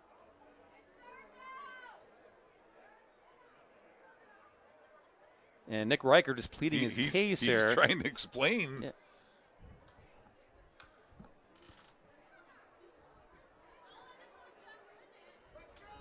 Scoreboard, I think, has it right. Second and 16. Yeah. Yeah. Second and 16. I think that's correct. And the sideline marker has second down, as you can see at the top, and they need the 16. They need to get to the 16 from the 32. I told you math is hard. Yeah. See? Oh.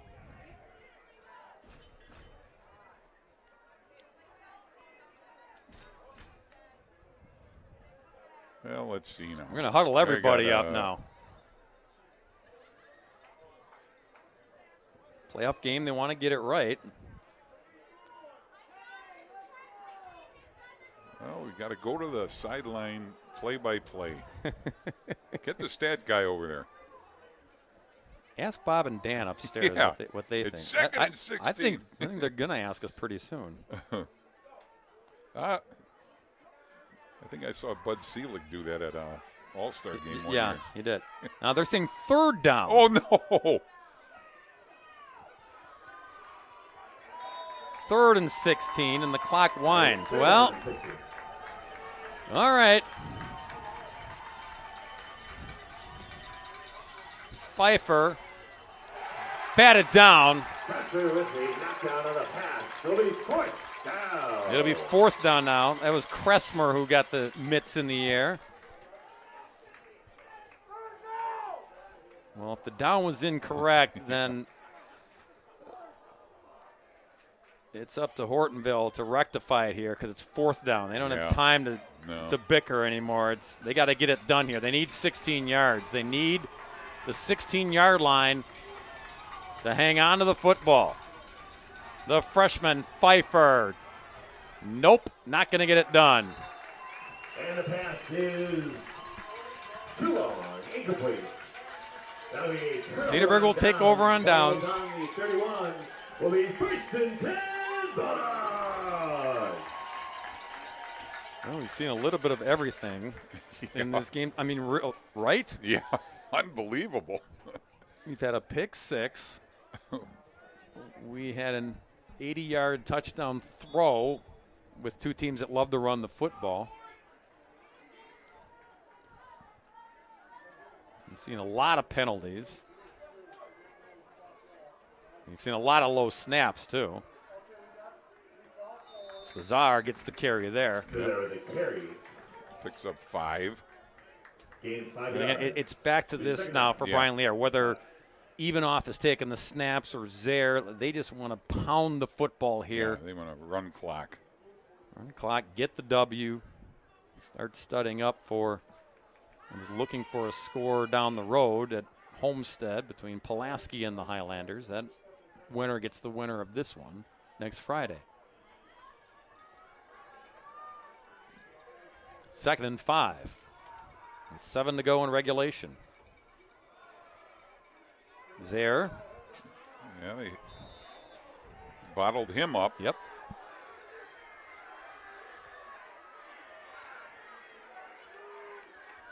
There with the carry. It's going to be 3rd down and 4. It'll be 3rd down and 4.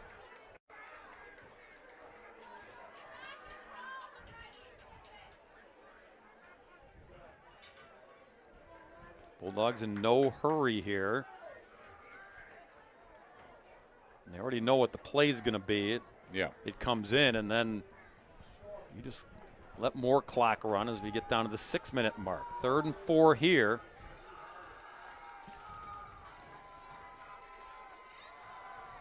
There. Logan to the edge. 1st down. Mission accomplished. Logan there with the carry.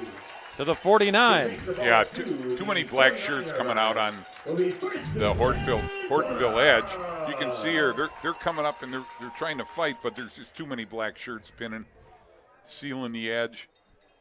By the time they get to Zaire, he's 15 yards downfield. Yep, the bus is out front there with the lights flashing. Oh, man. That was critical. 1st and 10 at the 49-yard line. Clock rolling again, under 6 now.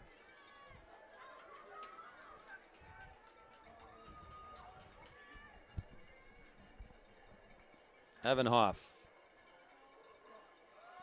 Keep it on the ground.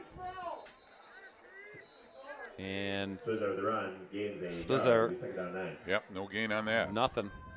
They'll give him 1, but get him to midfield, but that's it. 2nd and 9.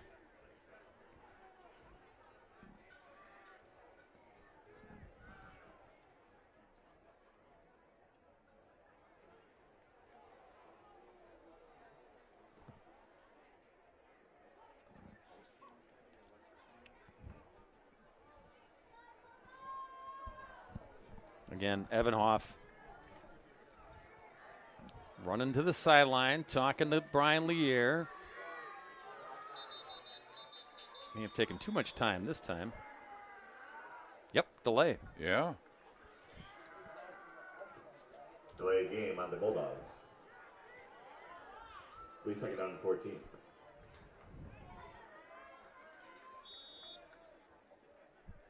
So back 5 yards it goes to the 45. 2nd and 14.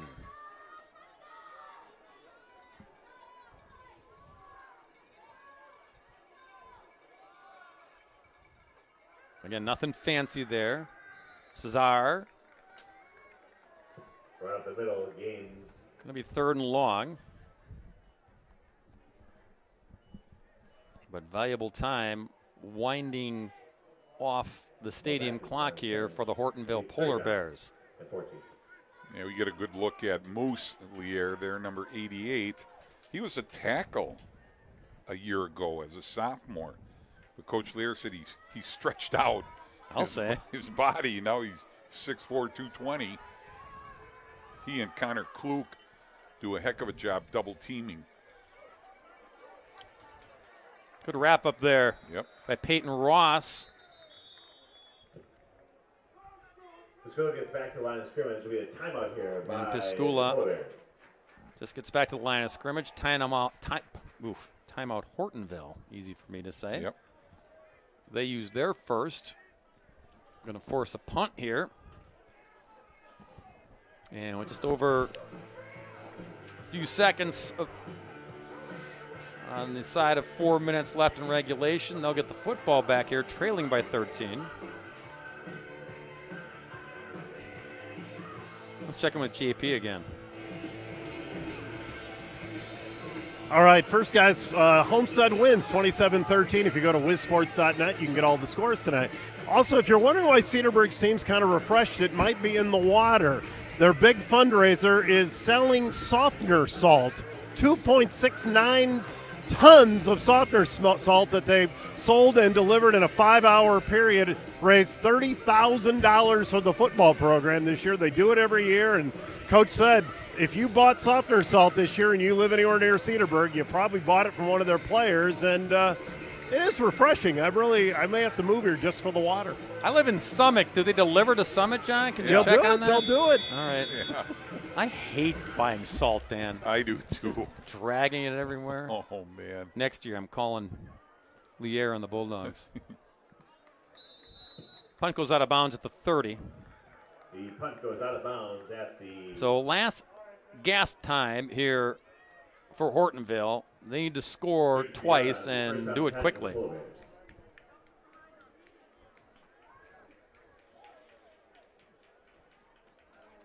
They have been very game tonight with, as Dan has said multiple times, so much adversity. Yeah. Starting with having to start a freshman quarterback and penalties and miscues and bad snaps, but somehow they hung at this football game and made it a football game and almost took the lead in this football game.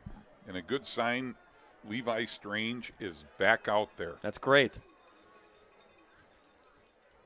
The freshman, A.J. Pfeiffer, with the football. Throws. Caught. Man. Levi Hebby again.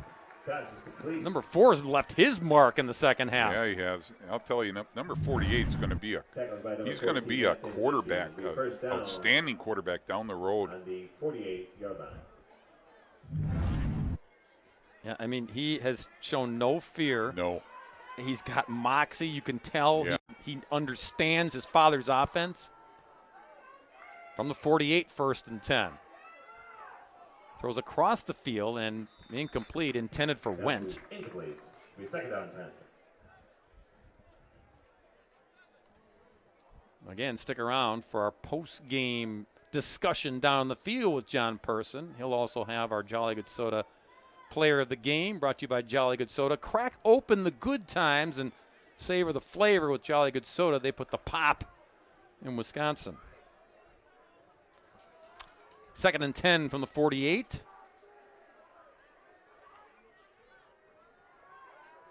Pfeiffer. Oh, and got to catch it first. Yeah, Volner. Yep. Trying to sneak a peek downfield. It's 3rd and 10. So John told you that Homestead won their football game in Mequon tonight. So if Cedarburg holds on to the lead here, it'll be a North Shore revival meeting. Yeah. Oh, yeah.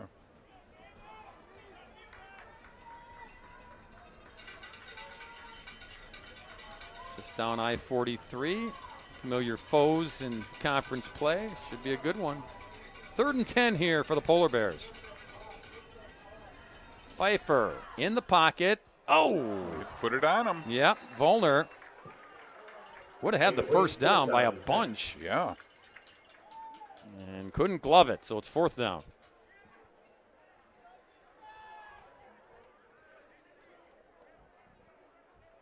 And, of course, no option here. Got to go for it. Got to try to get to the 38-yard line or beyond. If not, that might be your ball game. Cedarburg fans hoping that is the case.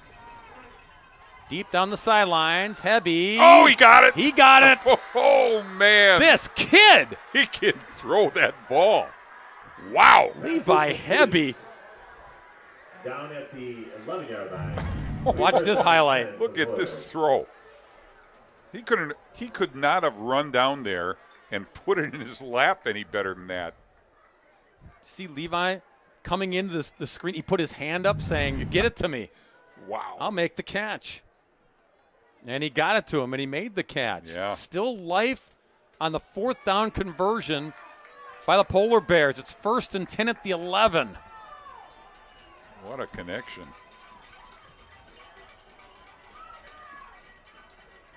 Pfeiffer. Oh, he can run too. Whoa! And he gets banged at the 2-yard line.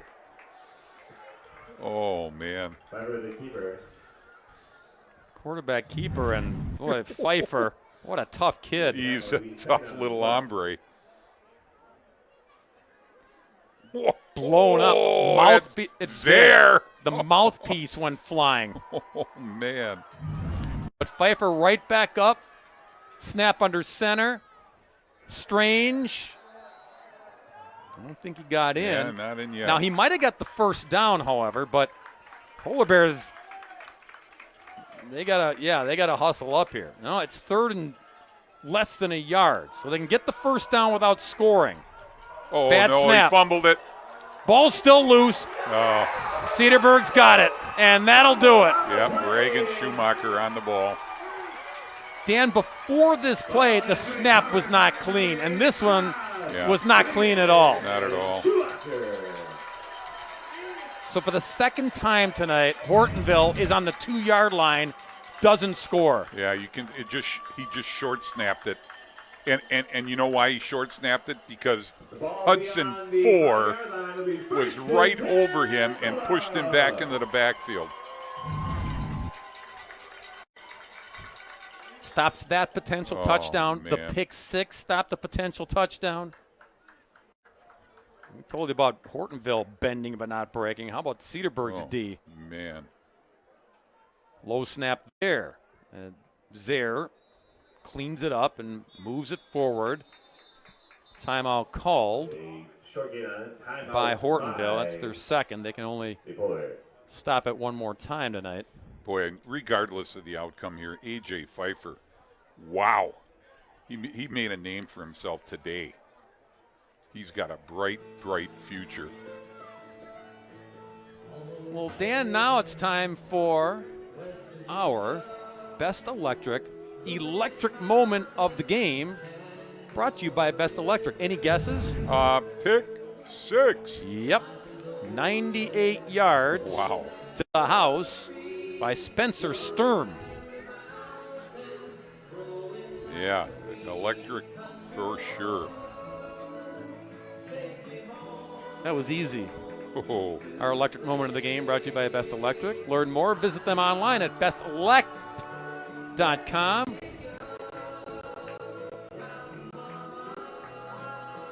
As John Denver blares in the background here.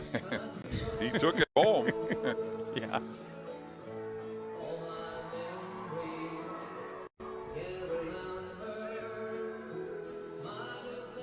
Now it's going to be a long bus ride back to Hortonville for these Polar Bears. They came in with high hopes of doing some damage on the road in this playoff game.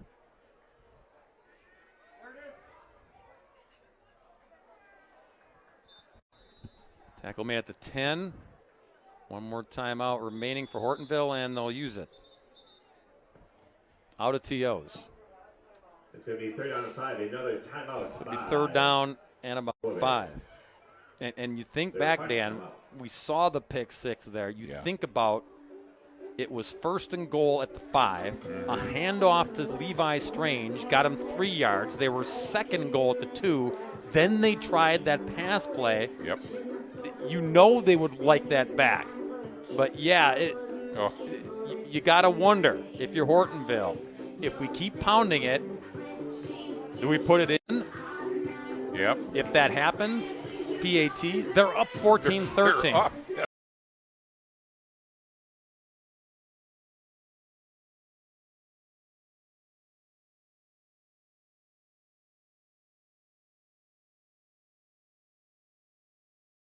Turn.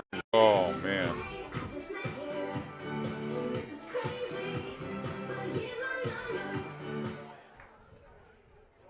All right, again, Hortonville out of TOs. Under 2 minutes to go in regulation. 3rd down and 5. First down could ice it. And won't get the first down, won't ice it. They'll be able to run a lot of clock here, though, before they punt the football. Get it down to short gain will be 4th down and 4. about a minute 10. Yeah, and if you're Hortonville, this is definitely the time to put a punt block on because you can get yourself a quick score with a block right here. And Brian Lier is going to run as much time and then burn his first time out. So you start doing the math on the scoreboard clock.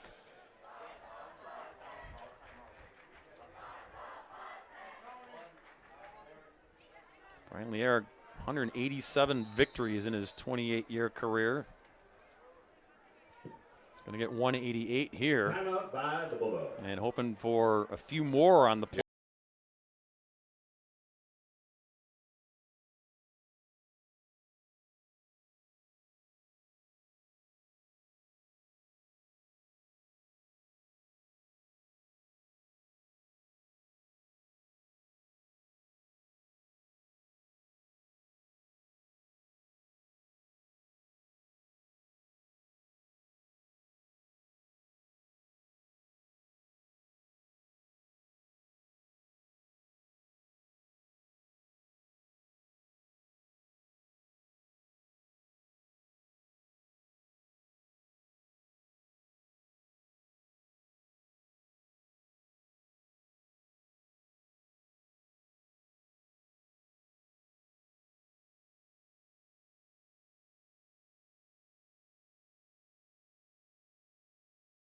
And looks like a lot of fun like this one.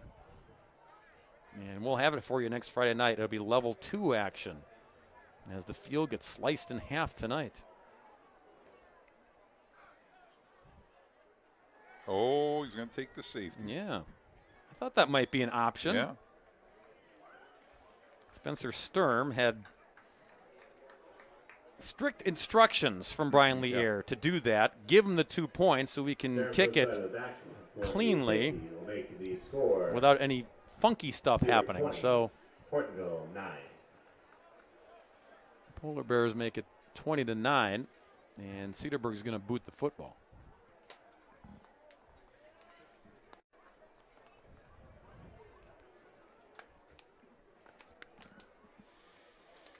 Still a 2-score game for Cedarburg. That's why math isn't hard if you're Brian Lier. You go, all right, give them the 2 points. Give them the 2 points. They need 11 with just over a minute left. So yeah, because right there, block punt for a touchdown and an onside kick, and all of a sudden it's a whole different game. So the safety added. Not going to punt it, going to tee it up here. Is Dan Gill. The soccer player from Wales. John told you the story in the first half. He's going to just skid it on the carpeting. It's still rolling. And then picked up by Valeri at about the 32. No time off the clock, but time running out on Hortonville here in Cedarburg.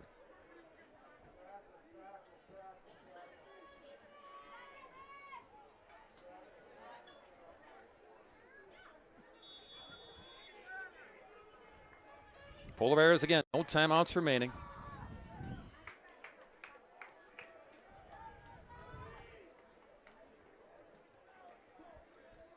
A.J. Pfeiffer in there to take the final snaps in this one.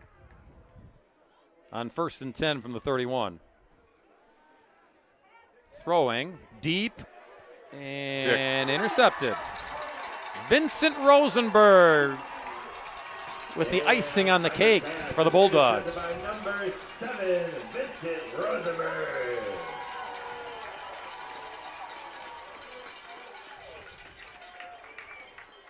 And the C will advance with the W. Yeah. Decent ball, but Cedarburg playing basically almost a prevent coverage. They were deep as the deepest. Yep, don't let anybody get behind you. good things will happen. Yeah, this will just be a couple of kneel downs. There's the first one. One more, and it goes in the books as a Cedarburg victory. Good sportsmanship being displayed out there right now. Those guys up front been knocking heads all night long. Yeah, it has been a physical affair. Physical. Nice to see that.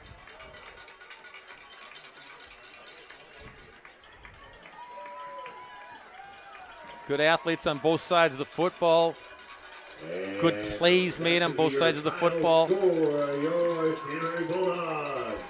And in the end, it's Cedarburg. They win.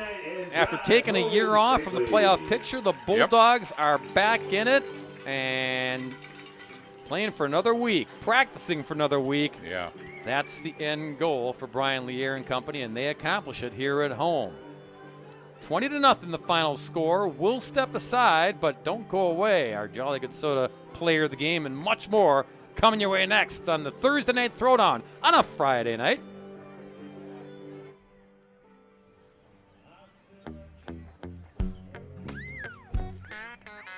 I love living in Kewanee, Wisconsin because the skies are blue. Smell of the fresh green grass. It's just a beautiful place to live. I love it. You love your animals, you love what you're doing, you love everything about farming, and you want to carry on those traditions. That's why we dairy farm.